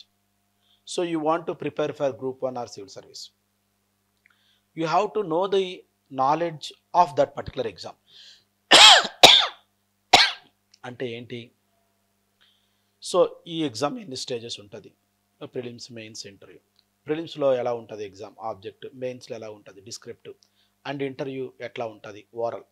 సో ప్రిలిమ్స్లో ఏ సబ్జెక్ట్స్ ఉంటాయి, మెయిన్స్లో ఏ సబ్జెక్ట్స్ ఉంటాయి, ఇంటర్వ్యూలో ఏం అడుగుతారు, ప్రిలిమ్స్లో ఎట్లా అడిగారు ప్రీవియస్ క్వశ్చన్స్, సో మెయిన్స్లో ఎట్లా అడిగారు, ఇంటర్వ్యూలో ఎట్లా అడిగారు. తర్వాత ప్రిలిమ్స్లో ఈ ఓల్డ్ క్వశ్చన్స్ ద్వారా ఏ ఏ చాప్టర్స్ ఉన్నాయి, హిస్టరీలో, జాగ్రఫీలో ఉన్నాయి, పాలిటీలో ఏమున్నాయి, అంటే సిలబస్ ఏంటి అనేది మనం అట్లా మెయిన్స్లో. అట్లా ఇంటర్వ్యూలో ఇంతకుముందు ఇంటర్వ్యూస్ ఆల్రెడీ యూట్యూబ్లో ఉంటాయి కాబట్టి ఎట్లాంటి క్వశ్చన్లు అడిగారు. ఇట్లా మనకి ఒకటి ఏదైనా మనం మనం సివిల్ సర్వీస్ స్టేట్ సర్వీసులు కాబట్టి మనం దాని గురించి మాట్లాడుతాం. ఇంకో వ్యక్తి కరాటే అంటే కరాటే గురించి, ఇంకో వ్యక్తి బాక్సింగ్ అంటే బాక్స్, ఒకరు క్రికెట్ అయితే క్రికెట్ గురించి. అట్లా మనం ఏం చేస్తామో దాని పట్ల కంప్లీట్ నాలెడ్జ్ ఉండాలమ్మ. ఒక ఎగ్జామ్ అయితే ఎగ్జామ్ పట్ల. తర్వాత తెలుసుకున్న తర్వాత మన మీద మనకి కంప్లీట్ బిలీఫ్ ఉండాలి, రైట్ బిలీఫ్. మనల్ని ఒకరు నమ్మాల్సిన అవసరం లేదు. సో బలం అంటే ఏంటి? నిన్ను నువ్వు నమ్మడమే బలం. 100 మంది నమ్మినా నీకు నమ్మకం లేకపోతే నువ్వు విన్నవు. సో ఎవడు నమ్మకపోయినా నిన్ను నువ్వు నమ్మితే you will become a winner. సమ్యక్ విశ్వాస్, నీ మీద నీకు నమ్మకం ఉండాలి. ఇంక తెలిసిన తర్వాత ఫస్ట్ నాలెడ్జ్ ఉండాలి, నమ్మకం. సో ఈ నమ్మకం ఈ 2 అయిన తర్వాత ఇంక వెనక్కి తిరిగి చూడకూడదు. రైట్ యాక్షన్, సమ్యక్ క్రియ. ఇవి మనకు 3 రత్నాస్ ఆఫ్ జైనిజం అమ్మ, లేదా 3 jewels of Jainism. Now what is your answer? Fourth, ఇది ఆల్రెడీ సమ్యక్ వాక్ మనకి బుద్ధిజంలో ఉందో చూసారా, ఏంటిది? Right speech. So your answer is సమ్యక్, నాట్ బిలాంగ్స్ టు సమ్యక్ వాక్. సో అప్పుడే కదమ్మా ఇప్పుడు కూడా అవి 3 రత్నాసే మనం వాడుకుంటే కనుక. ఎస్ అమ్మా, which among the following is are correct? Next yes. So మనకి 300 BC నుంచి 200 BC వరకు 100 years మనకి మౌర్యన్ పీరియడ్ అమ్మ. ప్రీ మౌర్యన్ పీరియడ్ తర్వాత మనకి Mauryan period 300 BC to 200 BC, just 100 years. Exact time period కావాలంటే మనకు 321 BC to 187 BC, exact 187 BC, 321 BC to 100. This is approximately 300 BC to 200 BC. ఇట్లా నుంచుంటే ఇది కనబడుతుందమ్మా, కనబడట్లేదు కదా, ఇట్లా నుంచుంటే కనబడట్లేదు. Okay right, come to the point. So మనకి 321 BC to 187 BC Mauryan period. And how the Mauryan period was started you know very well, because of the last ruler of the pre Mauryan period who Dhanananda was defeated by Chandragupta Maurya with the assistance of Kautilya, and he started Mauryan dynasty in 321 BC. Yes, it was ended in 187 BC. Yes, Mauryan dynasty లో మనకు ముఖ్యంగా చంద్రగుప్త మౌర్య అమ్మ founder, and is prime minister Kautilya. Okay, Chandragupta Maurya son Bindusara, and Bindusara son Ashoka. Yes, let's come to the point. Megasthenes, Indica, Kautilya, Ardhashastra are primary sources of Mauryan period. Megasthenes, Indica and Kautilya, Ardhashastra are primary sources of Mauryan period. Mauryan period. ఈ రెండు మనకి దేనికైనా రెండు రకాలైన source ఉంటాయమ్మా, ముఖ్యంగా primary sources, secondary sources. Primary sources and secondary sources. Yes, ఇప్పుడు ఈ క్లాసు వింటున్నారు కాబట్టి ఈ క్లాసు గురించి అడిగితే మీరు ప్రాథమిక ఆధారం ప్రైమరీ సోర్సెస్, మీరు డైరెక్ట్గా విన్నారు, నేను చెప్పింది డైరెక్ట్గా విన్నారు కాబట్టి మీరు ప్రైమరీ సోర్సెస్. సో మీరు హాస్టల్కి వెళ్ళారు, వెళ్ళిన తర్వాత మీ హాస్టల్లో అమ్మాయి అడిగింది ఏంటి ఈరోజు ఏం జరిగిందని చెప్పి, సో ఇది జరిగిందని మీరు చెప్పారు, ఆమెకు మీ ద్వారా తెలిసింది, that is secondary source. This is primary source.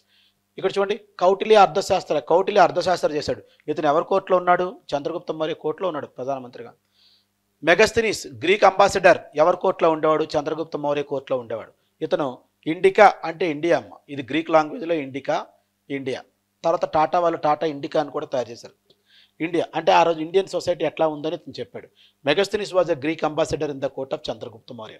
అంటే కౌటిల్య ఇక్కడే ఉన్నాడు, మెగస్థెనీస్ ఇక్కడే ఉన్నాడు. అంటే వీళ్ళు ఆ రోజుల్లో ఏం జరిగాయో డైరెక్ట్గా చూశారు కాబట్టి వీళ్ళు ప్రైమరీ సోర్సా secondary సోర్సా?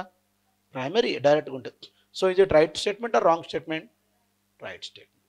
మెగస్థెనీస్ who wrote Indica in Greek language, Kautilya wrote Arthashastra. Yes, next అమ్మ, the greatest ruler of the Mauryan period Ashoka the great. Ashoka issued 181 inscriptions in 47 places in India, Pakistan and Afghanistan. First రోజు క్లాస్లో చెప్పాను, ఇన్స్క్రిప్షన్ అంటే written record on hard surface is called as inscription. ఏదైనా గట్టి ఉపరితలంపై రాసినట్టు దాన్ని ఇన్స్క్రిప్షన్ అంటారు. అది టెంపుల్ మీద అవ్వచ్చు, స్టోన్ మీద అవ్వచ్చు, కేవ్ మీద అవ్వచ్చు. సో ఆ రోజుల్లో మనకి అశోకుడు 181 శాసనాలు వేయించాడమ్మా 47 ప్లేసెస్లో. అశోకుడు శాసనాలని ఎడిక్ట్స్ అంటారు, మనం ఫస్ట్ రోజు చెప్పుకున్నాం. ఎందుకంటే so ancient Indian inscriptions are either eulogy or a land charter, but Ashokan inscriptions are different. Ashokan inscription neither eulogy nor a land charter. Ashokan inscriptions are royal orders, రాజ ఆజ్ఞలమ్మ, royal orders, రాజ ఆజ్ఞలు, రాజు ఆజ్ఞాపిస్తాడు ఇక్కడ. So అవునమ్మా, ఇండియాలో ఉన్నాయి. పాకిస్తాన్లో 2 ఇన్స్క్రిప్షన్స్ ఉన్నాయమ్మా, మన్షేరా and సాబజ్గిరి. మన్షేరా and Shahbazgarhi. Mansehra and Shahbazgarhi. ఆఫ్ఘనిస్తాన్లో కాందహార్ ఇన్స్క్రిప్షన్. ఈ 3 తప్ప మిగతావన్నీ ఇండియాలో ఉన్నాయి. Ashoka issued 181 inscriptions in 47 places.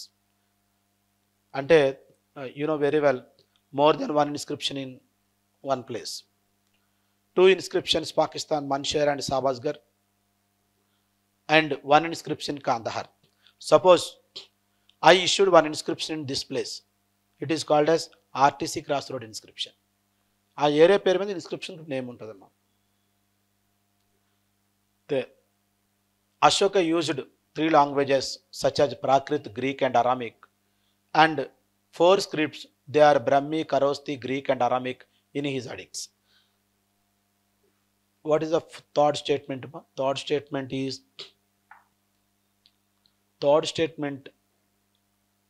is Ashoka used 3 languages and 4 scripts in his edicts. 3 languages and 4 scripts. 3 languages. Yes. Prakrit.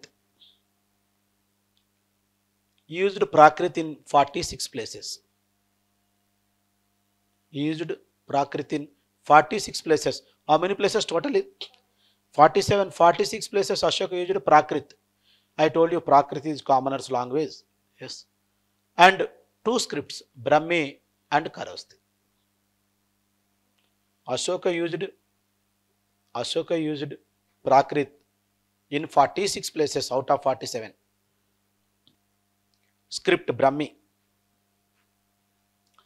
Please see, Amma, Brahmi script starts from right to left, left to right, left to right, left to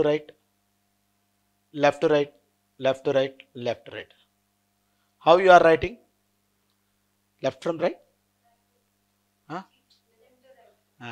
That's is Brahmi. Yes.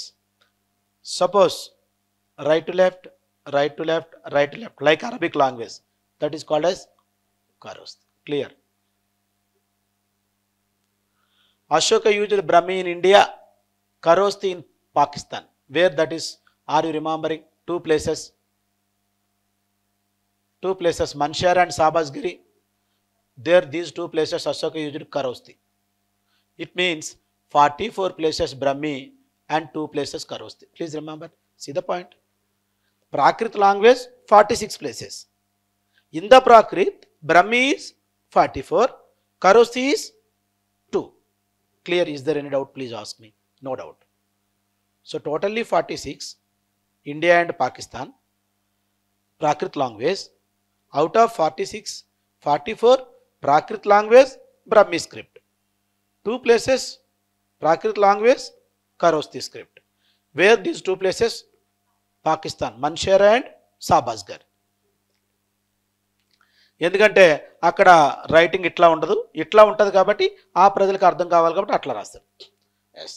And 47, one more place. 47 where? Afghanistan. Which inscription? Kandahar inscription. See, this is the Kandahar inscription in Afghan. So 1 inscription but 2 languages. This is called as bilingual inscription. 1 inscription, 2 languages.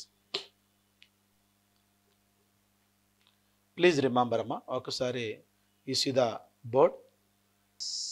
See the board? Yes. So Kandahar ఈ ప్రాంతంలో మనం చూసుకున్నట్టయితే initially ఎవరు ఉండేవారు? ఇక్కడ Iranians ఉండేవారు, మనం చెప్పుకున్నాం.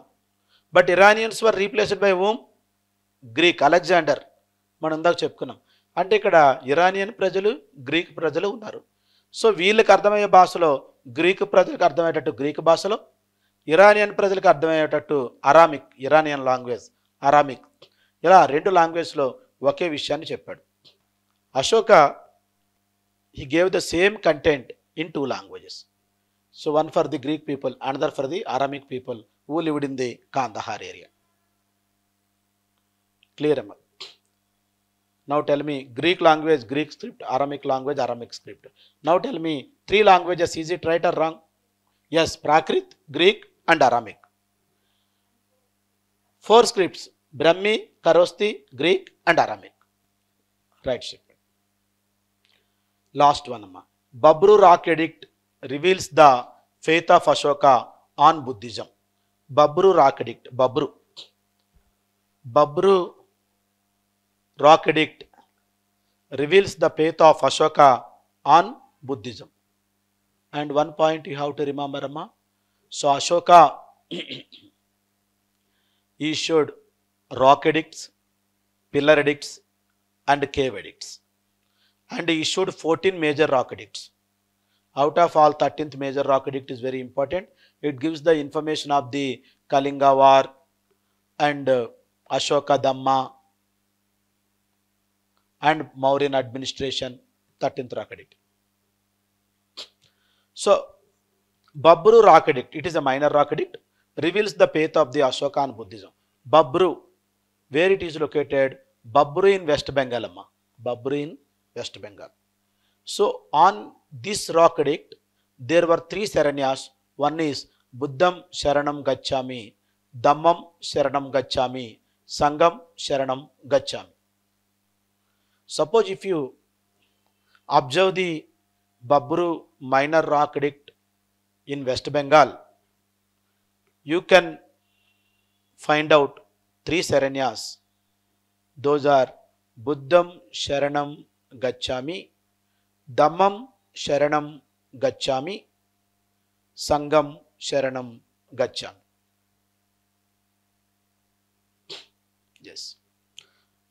బౌద్ధ మతం కలకాలం వర్ధిల్లుగాక.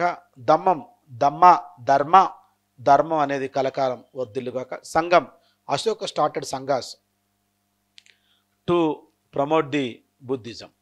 సో సంఘం శరణం గచ్చామి, సంఘాలు వర్ధిల్లుగాక. ఇక్కడ ఒక దగ్గర మనం చూస్తే మనకి ఏం తెలుస్తుందంటే Bhabru rock edict reveals the faith of Ashoka on Buddhism. బుద్ధం శరణం గచ్చామి. Is it right Ram? Right. What is your answer?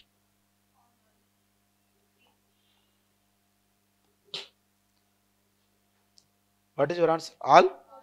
All 4D. Is there any doubt? Yes. Which among the following is are correct regarding Ashoka Dhamma? Dhamma is a Prakrit word, amma. Dharma is a Sanskrit word. So Ashoka, though he good at Sanskrit, he chose Prakrit language for the propagation of the Dhamma, and in his inscriptions, which language he used? Prakrit language. How many places? 46 places. Out of 47 places, 46. అందుకే మీరు చూసారా, ఇప్పుడు కూడా rulers వచ్చినప్పుడు సామాన్య మానవుల భాషలో మాట్లాడతారు. ఇప్పుడు జగన్ మాట్లాడనుకోండి, అక్కడి నుంచి అవల్లారా అక్కల్లారా అని ఎంత సామాన్య ప్రజలకు అర్థమయ్యేటట్టు. ఇక్కడ మనకి కేసీఆర్ మాట్లాడారనుకోండి, సామాన్య మానవుల భాషలో ఎందుకు అట్లా అంటే రూలర్ మనకి ఎవరైనా సామాన్య మానవుల భాషలో మాట్లాడితే తెలియకుండానే మన వాళ్ళని ఒక ఫీలింగ్ ఉంటుంది. సో అందుకే అశోకుడు కూడా కామన్ పీపుల్ లాంగ్వేజ్లో ప్రాకృతిలో రాయించాడు. అశోక దమ్మ. అశోక ఇనిషియల్లీ వాజ్ చండాశోకమ్మ. Chandashoka. How you can say in 260 or 261 BC, what happened? Ashoka wanted to occupy the Kalinga and he fought against the Kalinga. That is Kalinga War. So this information comes from the 13th rock edict. Kalinga War. In the Kalinga War, 1 lakh people were died. 1,50,000 were wounded. See the number? How many people were died? 1 lakh people were dead. 1 lakh people were died. Entire red road became bloodshed. Red color life in them. 1,50,000 were wounded. Ashoka was Chandashoka. శవాలు అట్లా పడిపోయి కొట్టుకుంటున్నాయి, blood వస్తుంది, కానీ అతనికి ఏమీ జాలేదు. కానీ after the Kalinga war he shifted his policy from Bherighosha to Dhammaghosha. Bherighosha to Dhammaghosha. Dhammaghosha. Bherighosha అంటే డ్రమ్ ఆఫ్ వార్ అమ్మ. దమ్మఘోష అంటే drum of peace. Peace. After the Kalinga war, please see this. One Buddhist monk, 7 years old monk, Upagupta or Nigrodha. Upagupta లేదా నిగ్రోధ అనే ఒక 7 years ఓల్డ్ బుద్ధిస్ట్ మాంక్ ఏం చెప్పాడంటే, అశోక నువ్వు వెళ్ళేటప్పుడు ఏం తీసుకెళ్ళిపోతావు, ఇంతమందిని చంపావు కదా, కళింగాన్ని ఆక్యుపై చేసుకున్నావు, ఇంతమంది చనిపోయారు, నువ్వు when you leaving from here and what would be taken, ఏం తీసుకెళ్తావు, ఏం తీసుకెళ్తారు చనిపోయేటప్పుడు, ఎవరు ఏం తీసుకెళ్ళరు. అశోకుడి దగ్గర ఆన్సర్ లేదు. So Ashoka he was realized and he wanted to shift his policy from Bherighosha to Dhammaghosha. Bherighosha అంటే యుద్ధానికి పిలవడం, డ్రమ్ ఆఫ్ వార్. దమ్మఘోష అంటే పీస్. ఆ రోజు నుంచి అశోక రాజ్యంలో ఈవెన్ కోళ్ళని కూడా కోయనీయలేదమ్మా. So even killing of animals was also prohibited. So ఇక్కడేమో 1 lakh పీపుల్ వర్ డైడ్. చూడండి, రోడ్ అంతా బ్లడ్ షెడ్ అయిపోయింది. Chanda Ashoka became Dhamma Ashoka and he propagated dhamma. Dhamma dhamma అనేది ఇది బుద్ధిజంతో సంబంధం లేదమ్మా, ఇది ఇతని ఓన్ కాన్సెప్ట్. దమ్మ అనేది, dhamma is own concept. Dhamma అంటే moral values, ethical code of conduct, అంటే ప్రజలు ఎట్లా ఉండాలి. ఒక విధంగా చెప్పాలంటే, సో మనం సత్యమనే పలకాలి, పెద్దవాళ్ళని గౌరవించాలి, ఇట్లాంటివన్నీ మనకి ఇందులో ఉంటాయి, moral values. Yes, now let's come to the first statement. It was a set of moral values and principles, and it was also non-sectarian and universal. It was moral values and principles. Yes. ఏమ్మా, non violence, violence చేయకూడదు. ముఖ్యంగా రెండమ్మా, చాలా ఉన్నాయి, purity ఇవన్నీ ఉన్నాయి. Non violence and respect to the elders. ముఖ్యంగా హింస చేయరాదు, పెద్దలను గౌరవించాలి ముఖ్యంగా. ఇంకా 10-15 ఉన్నాయి. So it was a set of moral values and principles. రైటే కదా? Right. It was also non sectarian. ఇది ఏ శక్తికి సంబంధించింది కదమ్మా, ఇది బుద్ధిజమో జైనిజమో కాదు, ఇది ఇతను own dhamma, non sectarian. And it was a universal, ఎవరికైనా ఇది వర్తిస్తుంది. నువ్వు రిలీజన్ ఏదైనా అయి ఉండొచ్చు. You became a Brahmanism, Hinduism, okay, Jainism, okay, dhamma అట్లా. Right answer, right statement. 24 spokes Dharmachakra became the symbol of it. Ashoka chakra 24 spokes wheel అమ్మ, 24 spokes wheel. ఇది symbol of this Ashoka dhamma. Buddha chakra ఎన్ని స్పోక్స్? బుద్ధ చక్ర బుద్ధుడి చక్ర మనం ఇందాక చెప్పుకున్నాం, ఎక్కడ? అష్టాంగ మార్గ, 8 spokes. 8 spokes. ఇది అశోక చక్ర 24 spokes. మనకు నేషనల్ యాంబ్లో ఉండేది బుద్ధ చక్ర, అశోక చక్ర. Ashoka chakra 24 spokes wheel. Sorry, national ఫ్లాగ్లో, నేషనల్ యాంబ్లంలో కూడా ఉంటుందమ్మా, అది కూడా అశోక చక్రే, 24 spokes. Clear? Second statement. And third statement, Ashoka discusses is dhamma elaborately in his major rock edict 12. Major rock edict 12. 12 కాదమ్మా ఇది. Okay. Ashoka discuss is dharma elaborately in his major rock edict 12. అంటే అశోక మేజర్ రాక్ ఎడిక్ట్స్ ఎన్ని? 14 major rock edicts. Out of 181 inscriptions, major rock addicts are 14. And in the major rock edict 12th, Ashoka discuss is dhamma elaborately. Dhamma అంటే ఏంటి అని, యాక్చువల్గా దమ్మ అంటే చెడు నుంచి మంచికి వెళ్ళడమే దమ్మగా మనకు తెలుస్తుంది. చెడు నుంచి మంచుకు వెళ్ళడమే దమ్మగా తెలుస్తుంది. Yes, fourth, Kandahar people renounced fishing and adapted farming because of it. మనం దేని గురించి చెప్పుకుంటున్నామో చూడండి. Which among the following is are correct regarding Ashoka dhamma. Ashoka dhamma వల్ల Kandahar people renounced fishing and adapted farming because of it. Fishing చేయాలంటే, ఫిషింగ్ చేస్తే ఏమవుద్దమ్మా? కిల్లింగ్ ద ఫిష్ అవుద్ది కదా, ఈటింగ్ చేస్తే. సో దమ్మ ఏంటి అసలు? దమ్మలో ఫస్ట్ వర్డ్ ఏంటమ్మా? నాన్ వైలెన్స్, వైలెన్స్ చేయకూడదు అని. కాబట్టి వీళ్ళు ఫిషింగ్ ఆపేసి they started farming, agriculture, Kandahar people. And you know that there is one inscription of Ashoka Kandahar. This is a bilingual inscription. 1 inscription 2 languages. 1 inscription 2 languages. Now tell me amma, what is your answer? Ashoka, according to Ashoka Dhamma, regarding to Ashoka Dhamma. Regarding to Ashoka Dhamma, all are right or wrong? Is there any wrong? No, everything is right. D is your answer. D is your answer. The last ruler of the Mauryan dynasty was assassinated by his military commander Pushyamitra Shunga, who was the last ruler of the Mauryans. Pushyamitra Shunga, and who was the last ruler of the Mauryans? The last ruler of the Mauryan dynasty was assassinated by his military commander Pushyamitra Shunga. Is right, amma. Pushyamitra Shunga, he was a Brahmin military commander of Mitra Shunga, Brahmin military commander of last Mauryan ruler, 187 BC. I told you 321 to 187 BC. Yes. And the question is, who was the last ruler? Brihadrata, Samprati, Dasaratha, Kunala. Dasaratha, Kunala, Samprati. All the three were successor of the, all the four were successors of the Ashoka. But Samprati, Dasaratha and Kunala relatives to the Ashoka. And the last ruler was Brihadrata. A is the right statement. Brihadrata, he was the last ruler of Mauryan dynasty. He was assassinated by Pushyamitra Shunga. Pushyamitra Shunga. Pushyamitra Shunga, who started Shunga dynasty in 187 BC. Their post-Mauryan period was started. Post-Mauryan period. 187 BC. Post-Mauryan period was started.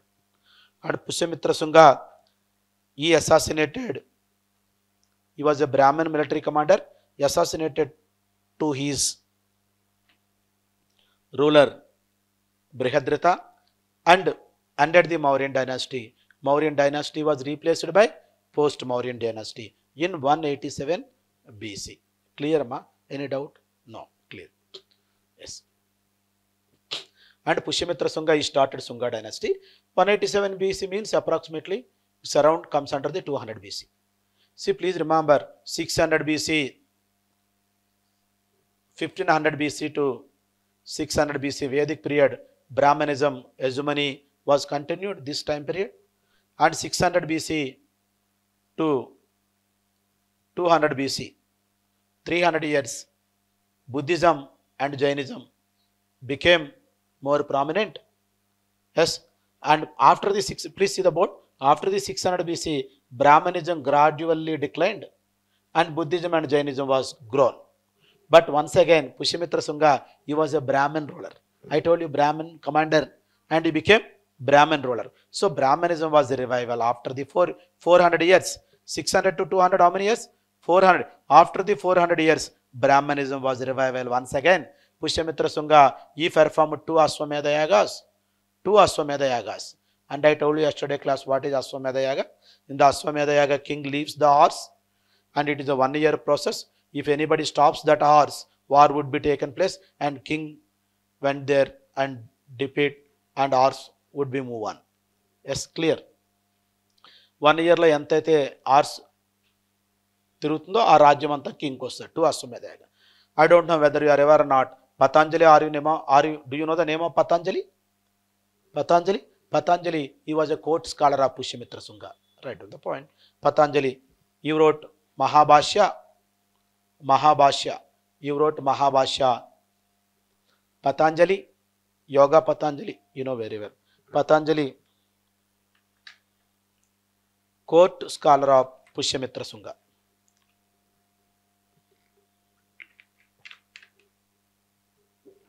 Pushyamitra Shunga. And Patanjali wrote Mahabhashya. Mahabhashya, it is a great commentary to the Panini Ashtadhyayini. Are you remembering Panini Ashtadhyayini is the first secular book in India? Panini Ashtadhyayini, 5th century BC. I told you.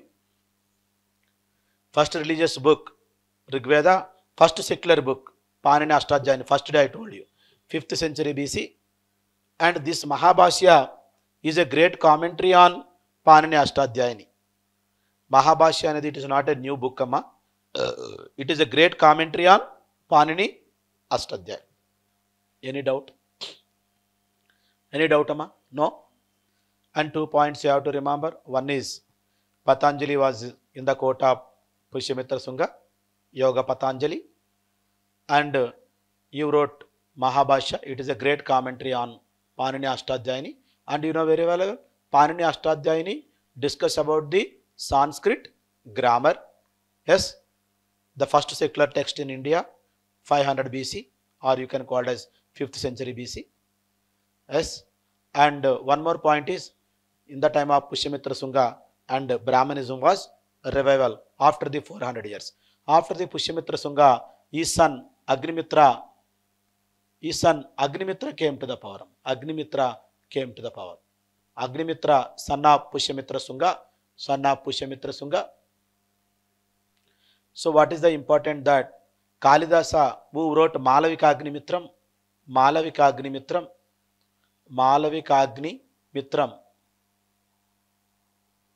in 5th century AD, and Agnimitra belongs to 200 BC, and Kalidasa belongs to 5th century AD. Yes, see this, Kalidasa 5th century AD, Agnimitra belongs to 200 BC approximately. Yes, how many years before the BC? 200 years. After the Jesus Christ, 500 years. Totally 700 years. Yes, this Kalidasa who wrote Malavika Agnimitram, it is a story of this Agnimitra and his lover Malavika.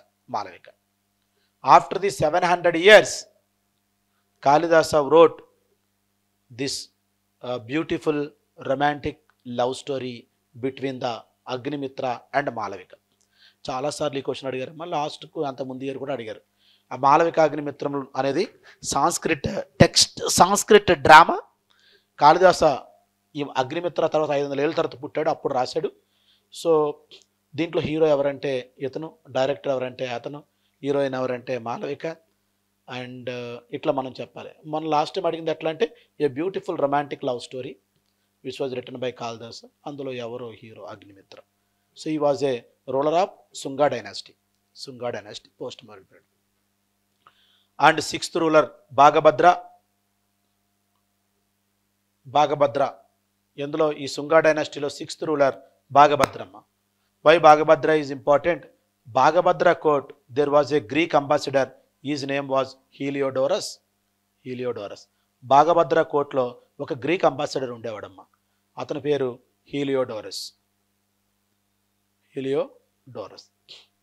ఇతను బేసానగర్ pillar inscription అని ఒకటి వేయించాడు. బేసానగర్లో, Madhya Pradesh. Besnagar pillar inscription issued by the Heliodorus. He was in the court of Bhagabhadra. He was the 6th ruler of the Shunga dynasty. అందులో ఏం రాశాడంటే, myself పరమ భాగవత, my God is Devadeva or Vasudeva. My God is Devadeva or Vasudeva. So Greek ambassador Heliodorus, he issued a inscription, Besanagar pillar inscription in Madhya Pradesh. So దాని మీద ఏమని అన్గ్రేవింగ్ ఉందంటే, myself Parama భాగవత, నేను పరమ భాగవత మతానికి పరమ భక్తుడిని. Myself Parama Bhagavata, my god is Vasudeva, Devadeva. అంటే సొసైటీలోకి ఏదో ఒక కొత్త రిలీజన్ వచ్చిందని మనకు అర్థమవుతుందమ్మా. That is called as Bhagavatism. ఇంతకుముందు ఎప్పుడు మన సొసైటీ లేదు, కొత్తగా వచ్చింది. భాగవతిజంలో ఎవరిని పూజిస్తారు? Krishna and his family, totally 5 members. So దీన్ని పంచరాత్ర వర్షిప్ అని కూడా అంటారమ్మా. పంచరాత్ర ఏమ్మా, భాగవతిజం న్యూ రిలీజన్. ఇందులో ఎవరిని పూజిస్తారు డివోటీస్ అంటే? Krishna and his family 5 members. Krishna, సంకర్షణ, సాంబ, ప్రద్యుమ్న, అనిరుద్ధ అనే 5 members ఉంటారు వాళ్ళు. అందుకే దీన్ని పంచరాత్ర వర్షిప్ అంటారు. క్లియర్ ఇదమ్మా. Yes. Now tell me what is your answer? Clear? Which among the following is are correct?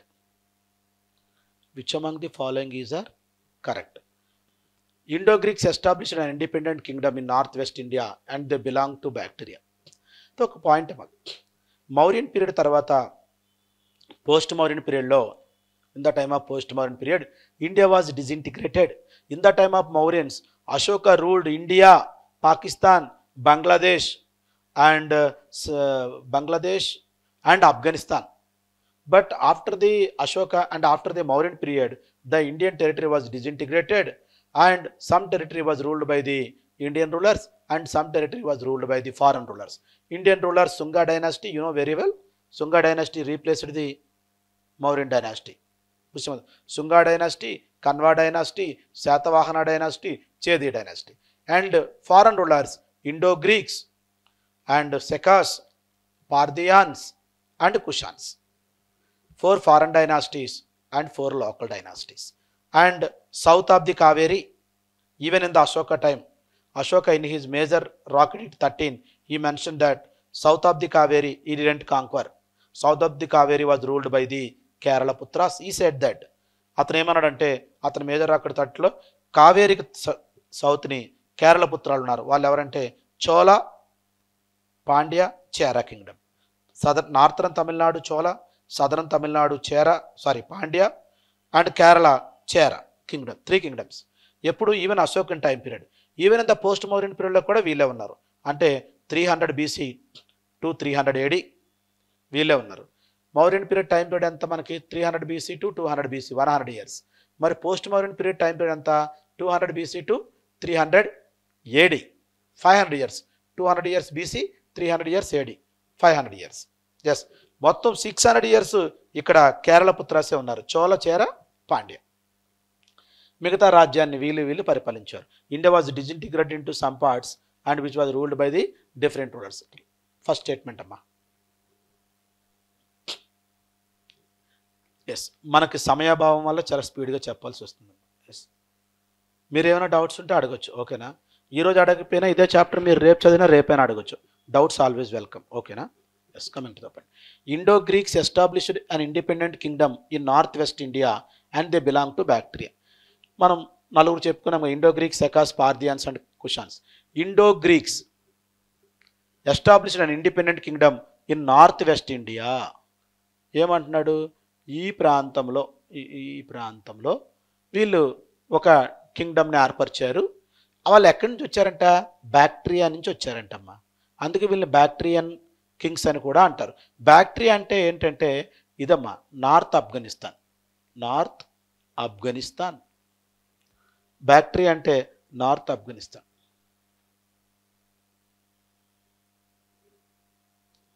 Yes, next right statement అమ్మా. They belong to బ్యాక్ట్రియా.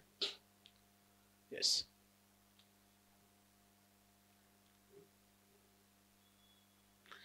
And the first Indo Greek king Demetrius. అతను వచ్చి ఇక్కడ north west ఇండియాలో ఒక రాజ్యాన్ని ఏర్పరచుకున్నాడు. కానీ తర్వాత అతను మళ్ళీ went back to his own place and he was assassinated and he appointed one personality. His name was Menander. అతను ఓన్ ప్లేస్కి వెళ్ళిపోతూ ఒక మిలిటరీ జనరల్ని అపాయింట్ చేశాడు. Menander, you should take care of అని. తర్వాత డెమిట్రియస్ చనిపోయిన తర్వాత Menander he declared himself as a ruler. So Menander the greatest Indo Greek ruler in India అమ్మ. Menander the greatest Indo Greek ruler in India. The greatest Indo Greek ruler in India, Menander. Okay, let's come to the point అమ్మా. మిలింద పనహ అనేది ఒక book అమ్మా. Milinda Panha is a Buddhist text which records a dialogue between Nagasena and Menander who was the greatest Indo-Greek ruler in India. చివరిది right. who was the greatest Indo-Greek ruler in India మనం చెప్పుకున్నాం ఇప్పుడే. కాకపోతే ఈ మిలింద పన్హ ఏదైతే ఉందో అది ఏంటంట, ఒక Buddhist text which records a dialogue between Nagasena and Menander. Menander he came from the northern Afghanistan, Bactria, and he ruled India, northwest part of India, and he assimilated into the Indian culture. He mingled into the Indian culture and he had taken the Buddhism. He patronized the Buddhism. Before taking the Buddhism, Meander asked some questions to the Nagasena. He was a Buddhist monk. Nagasena బుద్ధిస్టులో ఉన్న గొప్పతనం ఏంటి, Buddhism ఎందుకు తీసుకోవాలి, ఇలాంటి క్వశ్చన్లు అన్నీ ఎవరు అడిగారమ్మా, మియాండర్. అయితే మియాండర్ అడిగిన క్వశ్చన్స్నే నాగసేన ఆన్సర్లు చెప్పాడు. Menander he was satisfied and he patronized the Buddhism.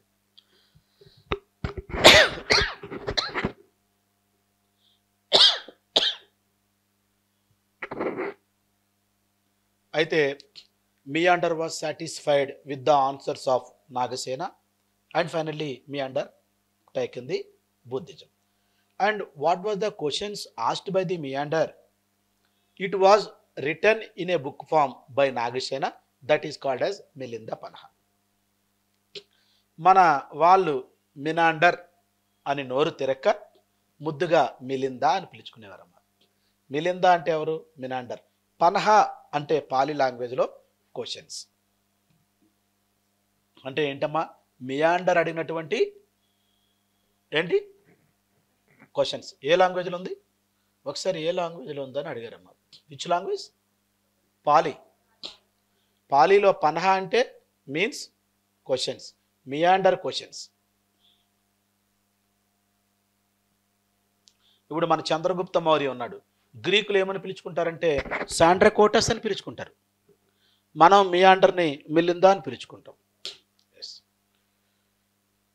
Yes అమ్మా. Right or wrong statement this is? Saka ruler Rudradaman. ఇంకొక పాయింట్ అమ్మా, ఇక్కడికి వెళ్ళే ముందు ఈ గ్రీక్స్ ఎవరైతే ఉన్నారో వాళ్ళు భారతదేశంలో గోల్డ్ కాయిన్స్ ఇంట్రడ్యూస్ చేశారమ్మా. గోల్డ్ కాయిన్స్ ఇంట్రడ్యూస్ చేశారు.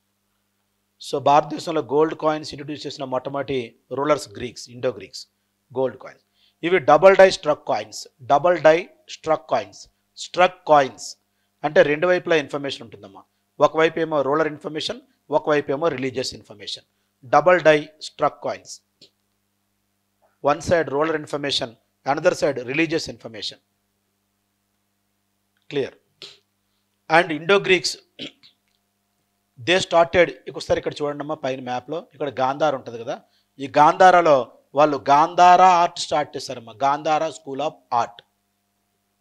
Gandhara school of art. Gandhara ప్రాంతంలో Gandhara school of art started by whom? Indo Greeks. Next third statement అమ్మా. Saka ruler Rudradaman issued Girnar inscription. It is first pure Sanskrit inscription in India. Second ruler Rudradaman issued Girnar inscription. It is first pure Sanskrit inscription in India. First pure Sanskrit inscription in India. So Sekas, మనకి Indo Greeks తర్వాత సెకస్. సెక ruler, he was the greatest Seka ruler in India అమ్మా. Meander greatest Indo Greek ruler in India. Greatest Saka ruler in India Rudradaman. ఇతను Girnar inscription వేసాడు. ఇది నిజమేనమ్మా. It is first pure Sanskrit inscription India. అంటే భారతదేశంలో రాజులు ఎన్నో ఇన్స్క్రిప్షన్లు వేసినప్పటికీ, భారతదేశంలో mother of all languages Sanskrit అయినప్పటికీ ఎవ్వరు కూడా ప్యూర్ సాంస్క్రిట్ ఇన్స్క్రిప్షన్ వేయించలేదమ్మా. Even Ashok inscriptions in Prakrit. First pure Sanskrit inscription issued by foreign ruler Rudradaman. ఎందుకంటే మన వాళ్ళు ఎప్పుడు కామనర్స్కి అర్థమయ్యే భాషలోనే వేశారు. అక్కడెక్కడ ఏంటమ్మా సాంస్క్రిట్ ఉన్నప్పుడు కూడా ప్యూర్ సాంస్క్రిట్ లేదు. ఫస్ట్ శుద్ధ సంస్కృతిలో ఉన్న inscription Girnar inscription. Girnar or you can called as Junagadh inscription which is located in Gujarat. ఇందులో మౌర్యుల కాలంలో ఉన్నటువంటి సుదర్శన లేక్ గురించి ఉందమ్మా. ఇందులో Sudarshana lake which was constructed in the time of Chandragupta Maurya time. It was repaired by Ashoka once, maintained by Ashoka, and next it was repaired by Rudradaman. ఇందులో మనకు చంద్రగుప్త పేరుంది, అశోక పేరుంది, ఈ రుద్రదామన్ పేరుందమ్మా. అంటే మౌర్యుల కాలంలో ఉన్న సుదర్శన తటాకాన్ని, చెరువుని అశోకుడు రిపేర్ చేయించాడు. చంద్రగుప్త మౌర్య కాలం ఉన్నదని తర్వాత నేను రిపేర్ చేయించాను అంటే రుద్రదామన్ రిపేర్ చేయించాడని చెప్పుకున్నాడు. క్లియర్ అమ్మా? So very important. First pure Sanskrit inscription was issued by foreign ruler, though Sanskrit is mother of all languages in India. Kushan ruler Kanishka conducted 4th Buddhist Council in India. Kushans. So Kushans also very important. And Kanishka was the greatest ruler of the Kushans. Not only greatest ruler of the Kushans, Kanishka greatest ruler of the entire post-Mauryan period. Entire post-Mauryan period. ఈ 500 కాలంలో అత్యంత గొప్ప రాజు ఎవరు అంటే కనిష్క. ఎంతమంది పరిపించారు? Shunga, Kanva, Satavahana, Chedi, Indo Greek, Sakas, Parthians, కుషాన్స్లో the greatest ruler ఎవరమ్మా? Kanishka. He conducted fourth Buddhist council. They came from the Central Asia and they assimilated into Indian culture and he patronized the Buddhism and he conducted the fourth Buddhist council. He conducted the fourth Buddhist council. అంటే మనకి point ఏంటంటమ్మా, after the death of Buddha, బుద్ధుడు చనిపోయిన తర్వాత, so the 4 Buddhist councils were held. The first one is Rajagriha as conducted by Ajatasattu, and second one is Vaishali conducted by Kalashoka, and third one is Pataliputra conducted by the great Ashoka, and fourth one is Kundalavana Jammu Kashmir conducted by Kanishka. And the fourth Buddhist council, the Buddhism was divided almost, it was going to divide into 18 sects. Buddhism జరిగే టైంకి fourth Buddhist council ఎందుకు conduct చేశారంటే, Buddhism was going to divide 18 sects. రండి మీరు అందరు రండి, కూర్చోండి మాట్లాడుకుందాం. The man who Kanishka conducted fourth Buddhist council, what was your problems, why you wanted to divide into 18 sects, what is your problem and what is your problem, ఇలా 18 సెక్ట్స్ని అడిగాడమ్మా. ఫైనల్గా మీవన్నీ ప్రాబ్లమ్సే కాదు, yes మీరు ఎట్లయినా ఉండండి, ఏమైనా ఉండండి, ప్రాబ్లం ఏం లేదు, కానీ ఒక 2 థింగ్స్ని అతను కన్సిడర్ చేశాడమ్మా. సో ఒక గ్రూప్ పీపుల్ ఏమో బుద్ధ గాడ్ అంటున్నారు, ఇంకొక గ్రూప్ పీపుల్ ఏమో బుద్ధ ఈజ్ ఏ గురు అంటున్నారు. Buddha is a guru, one group Buddha is guru, another group Buddha is a god. Remaining అన్నింటిని మీరు ఎట్లయినా ఉండండి వదిలేశాడు, అతను పట్టించుకోలేదు. That's not a big issue and this is the issue. Some people so 18 sects, guru అన్న వాళ్ళందరూ ఇటు రండి, గాడ్ అన్న వాళ్ళు ఇటు వెళ్ళండి, మిగతావన్నీ మీకు నచ్చినట్టు ఉండండి, ఎవరు మిమ్మల్ని ఇబ్బంది పెట్టరు. సో ఇలా Buddhism was 18 sects were merged and it's emerged into 2 sects. One is Mahayana and second one is Hinayana. Mahayana and Hinayana. Mahayana అంటే బుద్ధుడిని దేవుడిగా పూజిస్తారమ్మా. ఈనయాన అంటే బుద్ధుడిని గురువుగా పూజిస్తారు. Hinayana people considered Buddha as a guru. Mahayana people considered Buddha as a god, God. Yes, now see this, fourth Buddhist council, 18 sects were merged and emerged into 2 sects. One is Mahayana and second one is Hinayana. What is your answer? All right, huh? Which among the following is wrong? Okay, which among the following is wrong? Which among the following is right? And coming to the point, I told you, are you remembering? South of the Kaveri was ruled by Chola, Pandya, Chera. So these were mentioned in the Ashoka Major Rock Edict 13 as a Kerala Putras. ఏమని mention చేశాడు? కేరళ పుత్రాస్. తర్వాత ఎవరబ్బా ఈ కేరళ పుత్ర అని చూస్తే, northern Tamil Nadu Chola, southern Tamil Nadu Pandya, Kerala చేర. Yes, వీళ్ళు ఎప్పుడు అశోకుడి కాలంలోనే పరిపాలించారు. ఈవెన్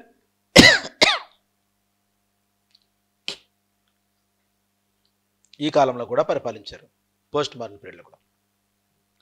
అయితే ఈ చోళ, పాండ్య, చేర ఇవి ఉన్నాయి కదమ్మా, ఈ 300 BC నుంచి 308, దీన్ని సంగం ఏజ్ అంటారు. సంగం ఏజ్. ఎందుకంటే ఇక్కడ సంఘం అంటే మీటింగ్ అమ్మా, సంఘం అంటే అసోసియేషన్. ఎవరు అసోసియేషన్? తమిళ్ పోయిట్స్ అసోసియేషన్ సంఘం. సో 3 సంఘం 3 మీటింగ్స్ జరిగాయమ్మా. బా 3 మీటింగ్స్ జరిగాయి, తమిళ్ మీటింగ్స్, అంటే తమిళ్ స్కాలర్స్ పెట్టుకున్నారన్నమాట. అయితే అందులో ఫస్ట్ సంఘం మీటింగ్కి మనకి అగస్త్య మహాముని అనే ఒక నార్త్ ఇండియన్ ఆర్యన్ వచ్చాడు. ఇక్కడ మనకి ఎటువంటి బుక్స్ దొరకట్లేదు. ఇది మదురైలో జరిగింది, పాండ్య క్యాపిటల్ మదురై. రెండో సంఘం మీటింగ్కి తోల్ కపియార్ అధ్యక్షత వహించాడు. ఇది కూడా కపటపురంలో జరిగింది, మదురై పక్కనే కపటపురం. మదురై అనుకోండి, పక్కనే ఉన్న ఒక విలేజ్ కపటపురం. పాండి, తోల్కప్యం. తర్వాత మనకి మూడో సంఘం మీటింగ్ మదురైలో జరిగింది. దీనికి నక్కిరార్ ప్రెసిడెంట్ వహించాడు. అయితే మొదటి సంఘం మీటింగ్లో మనకేం బుక్స్ దొరకట్లేదమ్మా. అగస్త్య మహాముని అనే ఒక ఆర్యన్ ఈ crossed the Aravalli and came to south India and ఈ స్టార్టెడ్ ది ఫస్ట్ సంఘం మీటింగ్. అంటే ఇది మైథలాజికల్గా మనకి ఇన్ఫర్మేషన్ అమ్మా. ఏం తెలుస్తుందంటే సౌత్ ఇండియన్స్కి పెద్దగా క్యాస్ట్ గురించి తెలియదు, ఈ బ్రాహ్మణ క్షత్ర వైశ్య శూద్ర. సో క్యాస్టిజాన్ని ఇక్కడ ఇంట్రొడ్యూస్ చేశాడు అగస్త్య మహాముని అంటారు. బ్రాహ్మణ్ డామినేషన్ లేదు ఇక్కడ, ఆధిపత్యం, కానీ బ్రాహ్మణ ఆధిపత్యాన్ని ఇతను ఇంట్రొడ్యూస్ చేస్తారంటాడు. ఇక్కడ రిచువల్స్ అనే దానికి తావే లేదు, కాబట్టి రిచువల్స్ని ఇక్కడ ఇంట్రొడ్యూస్ చేశాడు. అంటే ఆరియన్ ట్రెడిషన్స్ ఏవైతే ఉన్నాయో, caste system, Brahmana hegemony and rituals all were introduced by Agastya Mahamuni in South India అని చెప్పడం జరిగింది. Mythological story. రెండవ సంఘం మీటింగ్కి ఇక్కడ బుక్స్ ఏం దొరకలేదమ్మా. తమిళన్స్ వచ్చిన కొన్ని కనిపించకుండా పోయాయి. తొల్కపియం, ఇతను ఒక book రాశాడమ్మా, that is Tolkappiyar.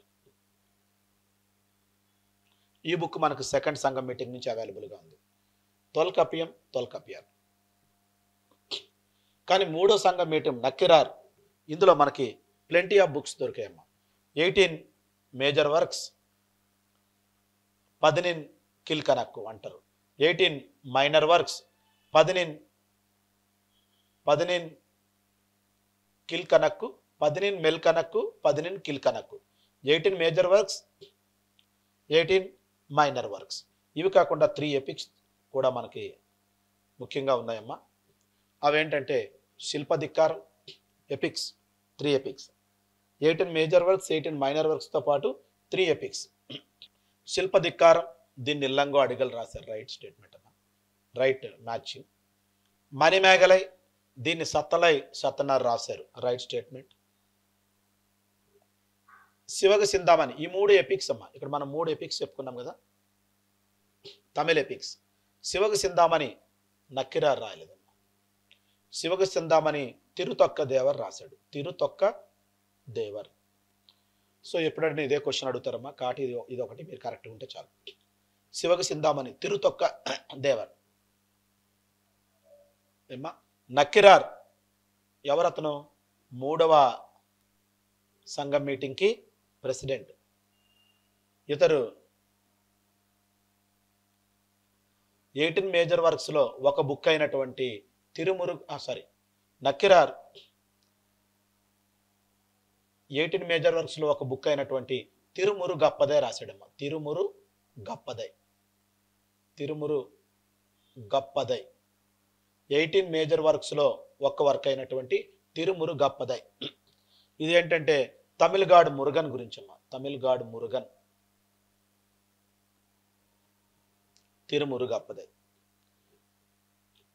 18 minor వర్క్స్లో ఒక ఇంపార్టెంట్ బుక్ ఉందమ్మా, అది తిరుక్కురల్.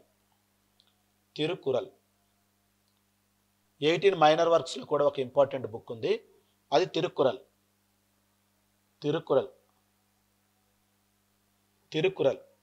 బాబు తీసుకొచ్చేమ్మా లోపల. తిరుక్కురల్, తిరువల్లువారమ్మ, తిరువల్లువారు. 18 మేజర్ వర్క్స్లో ఒక ఇంపార్టెంట్ బుక్ తిరుమురు గప్పదే. ఇది వాళ్ళ గాడ్ మురుగన్ గురించమ్మా.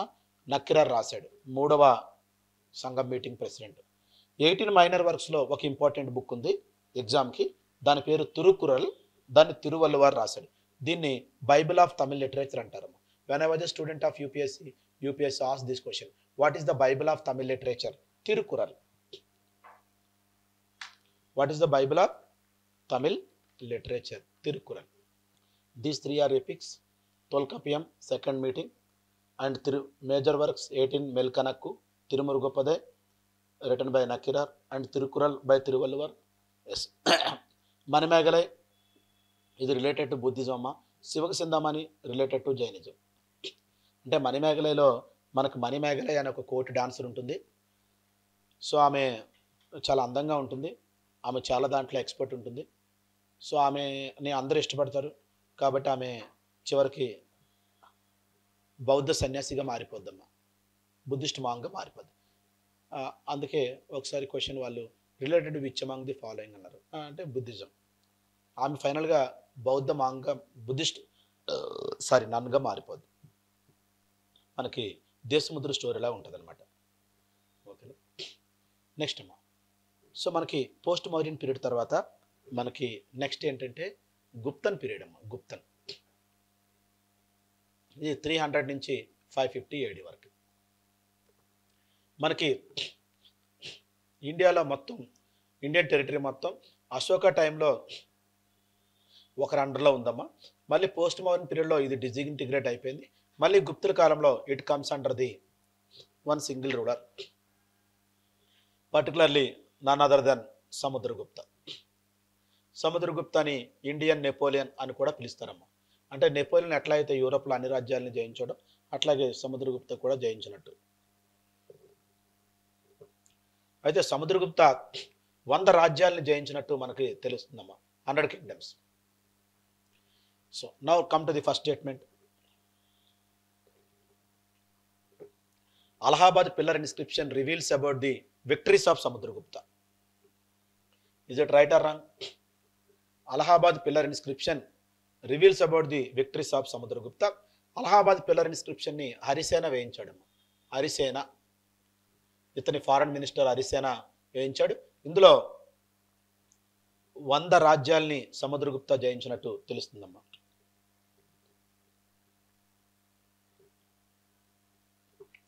మీకు తెలుసో లేదో, ఈ అలహాబాద్ ఇన్స్క్రిప్షన్ ఆల్రెడీ ఇంతకుముందు అశోక రాయించడం. ఇక్కడ Ashoka engraved on the Allahabad inscription, కానీ కొంచెం ప్లేస్ ఇలా వదిలేశాడు. ఆ ప్లేస్లో ఇక్కడ సముద్రగుప్త గురించి రాయబడింది బై హరిసేన. సో ఇతను కూడా కొంచెం ప్లేస్ వదిలేశాడు. తర్వాత మొఘల్ రూలర్ జహాంగీర్ ఇక్కడ రాయడం జరిగింది. అంటే 1 inscription 3 rulers, Ashoka, Samudragupta and Jahangir. మీరు 4వ వ్యక్తి ఇస్తే ఆ వ్యక్తి పేరుని ఎలిమినేట్ చేయాలి మీరు. ఏమా? Ashoka, Samudragupta. Mehrauli iron pillar inscription describes the victory of Chandragupta two. So మీరు ఢిల్లీ వెళ్తే కుతుబ్ మినార్ కాంప్లెక్స్లో మెహ్రోలి ఐరన్ పిల్లర్ ఇన్స్క్రిప్షన్ ఉంటుందమ్మా. This is iron pillar and this is Allahabad pillar inscription, this is stone. So ఇది చంద్రగుప్త 2 విజయాల గురించి చెప్తుందమ్మా. అయితే the man Samudragupta, so the ruler Samudragupta he conquered entire Indian territory except Ujjayini. That time Ujjayini was under the control of the foreign rulers Sakas. ఇది ఒక్కటి వదిలేసి మొత్తం అన్ని కాంక్వర్ చేశారమ్మా ఎవరు? సముద్రగుప్త. కానీ ఆఫ్టర్ ది సముద్రగుప్త ఈ son Chandragupta two came to the power and Chandragupta two defeated the Sekas and occupied the Ujjaini, and he got the title Sekari. సెకులను జయించేవాడు. ఏమ్మా? సెకారి, సెకులను జయించు. defeated the Sekas and occupied the Ujjaini and got the title Sekari. Who? Chandragupta II, son of Samudragupta. Come to the point. And I don't know whether you are aware or not, amma. In the time of Chandragupta II, in his court there were 9 scholars. They were called as Navaratnas, and one of them is Kalidasa. The most important one. Even in the Chinese traveler Pahian, he was in the court of Chandragupta II, and Pahian, who wrote Pokoki, Fahien, అతను కూడా Chandragupta 2 కోర్ట్ని visit చేశాడమ్మా. ఎవరు? Chinese traveller Fahien. And coming to the point, Kalidasa, he was one among them out of 9 scholars. He wrote 3 dramas such as అభిజ్ఞాన Shaakuntalam, విక్రమౌర్య స్వీయం and మాలవికాగ్ని మిత్ర. Right statement అమ్మా. Kalidasa wrote 3 dramas, Abhijnana Shakuntalam, Vikramourya Swiyam. Already you know very well Malavika Agnimitram. Yes, the second ruler of the Sunga dynasty, Agnimitra and Malavika and Agnimitra. These 3 are dramas. And Kalidasa wrote 3 dramas and 4 kavyas. 3 dramas and 4 kavyas. Abhijnana Sakuntalam, Vikramori, CM, and Malavika Agnimitram were the dramas. And Kavyas, Meghadutam, Raghuvamsam, Kumara Sambhavam,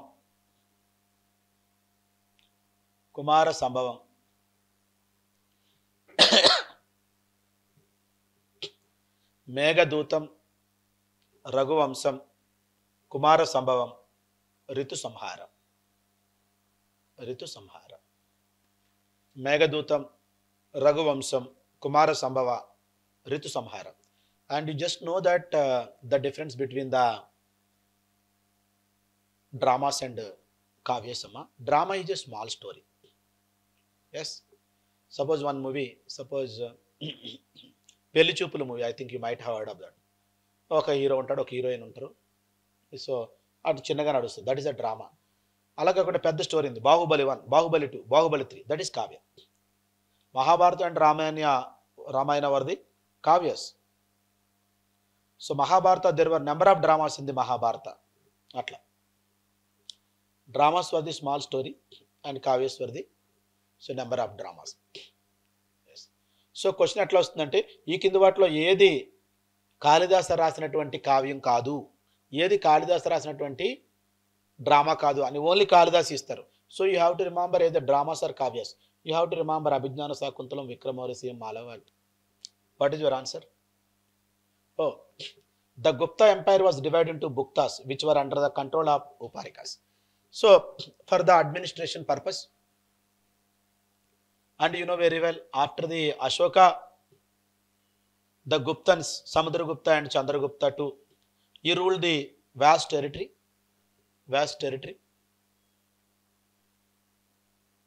Yes. And for the convenience of the administration, the Guptan kingdom was divided into Bhuktis. Bhukti ante state amma, present state. Bhukti was divided into Vishaya ante district, Vishayapati ఉండేవాడు. Bhuktis కి governor గా Uparikas ఉండేవారమ్మా. Right statement అది, ఉపారిక. మళ్ళీ భుక్తిని విషయగా, district గా మళ్ళీ చేశారు. District కి విషయపతి ఉండేవాడు. విషయపతి. మండలం ఉండేది కాదు, గ్రామ ఉండేది.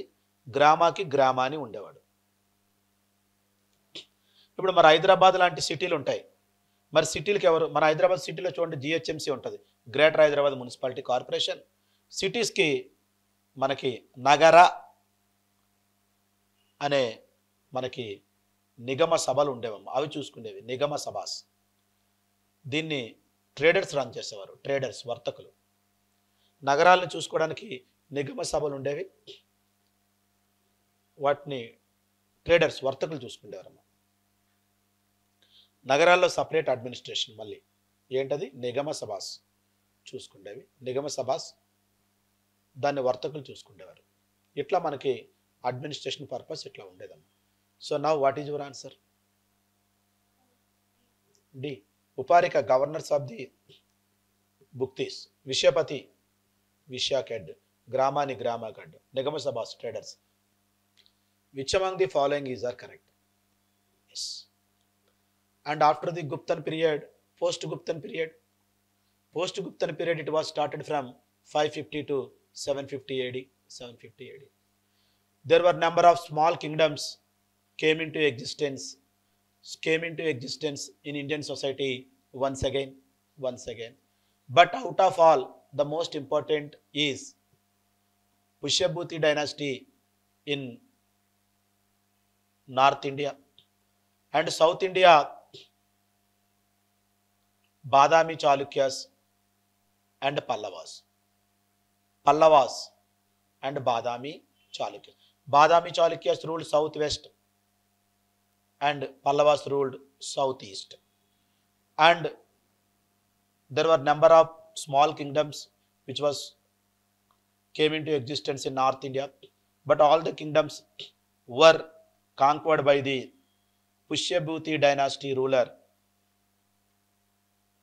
The greatest ruler of the Pushyabhuti dynasty, Harshavardhana conquered all the North Indian territories and got the title Sakalottara Padeshwara. Sakala, all, Uttara, north, Padeshwara lord, Sakalottara Padeshwaram. అంటే ఉత్తర భారతదేశానికి మొత్తానికి ఇతనే హెడ్ అని. సకలోత్తర పదేశ్వర. ఎవరు? Harshavardhana, the greatest ruler of the North India after the గుప్తస్.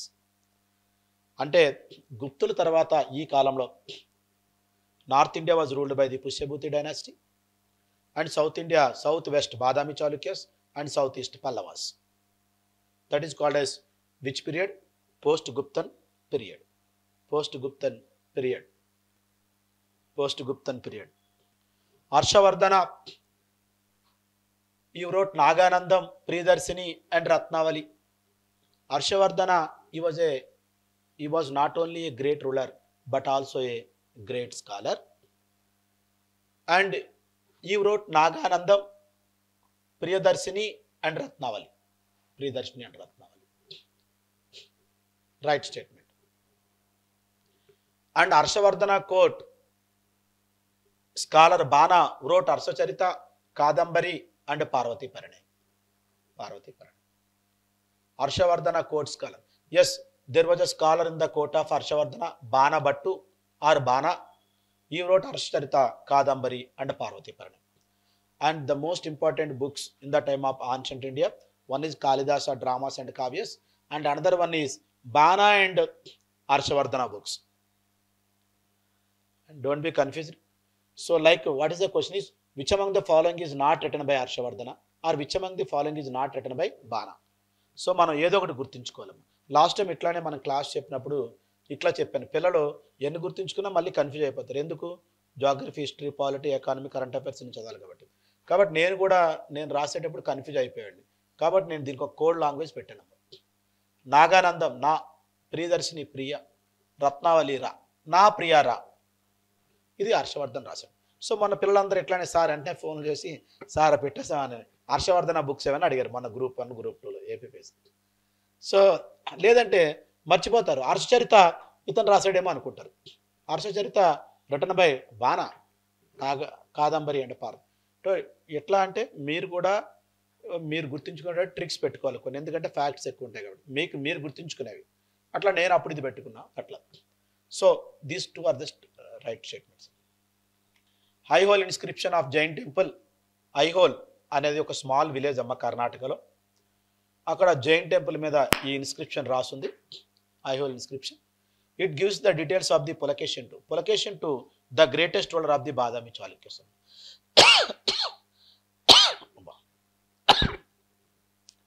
పులకేషన్ two the greatest ruler of the Badami Chalukyas. అయితే ఇతని గురించి ఈ జైన్ టెంపుల్ మీద రాసిన ఐహోల్ ఇన్స్క్రిప్షన్లో ఉంది అంటున్నారు. అయితే మనకి హర్షవర్ధన ఈ నార్త్ ఇండియా మొత్తం కాంక్వర్ చేసిన తర్వాత సౌత్ ఇండియాని జయించాలని ఇట్లా సౌత్ ఇండియా వైపు రావడం జరిగింది. ఇక్కడ నర్మదా రివర్ ఉంటుంది. Narmada river, when he wanted to cross the Narmada river, that time this area was ruled by Pulakeshin two. And Pulakeshin two ఇక్కడికి వెళ్ళాడు. వీళ్ళిద్దరి మధ్య వార్ జరిగింది. War would be taken place between the Harshavardhana and Pulakeshin II. Pulakeshin II defeated the Harshavardhana and made an agreement with Harshavardhana. Harshavardhana made an agreement with the Pulakeshin II. What is the agreement? Narmada border agreement. Narmada was the border between the Harshavardhana and Pulakeshin. Harshavardhana should not cross to south of the Narmada and Pulakeshin II should not cross the north of the Narmada. This was the agreement. That's why, are you remembering Sakalottara Padeshwara title which was written on this Aihole inscription? It means Harshavardhana only confined to Uttara, north. According to Aihole inscription, Pulakeshin II defeated the Harshavardhana and made an agreement. Yes? So this is the right statement. So what is your answer? Right, D, all. Yes, this is all about today class.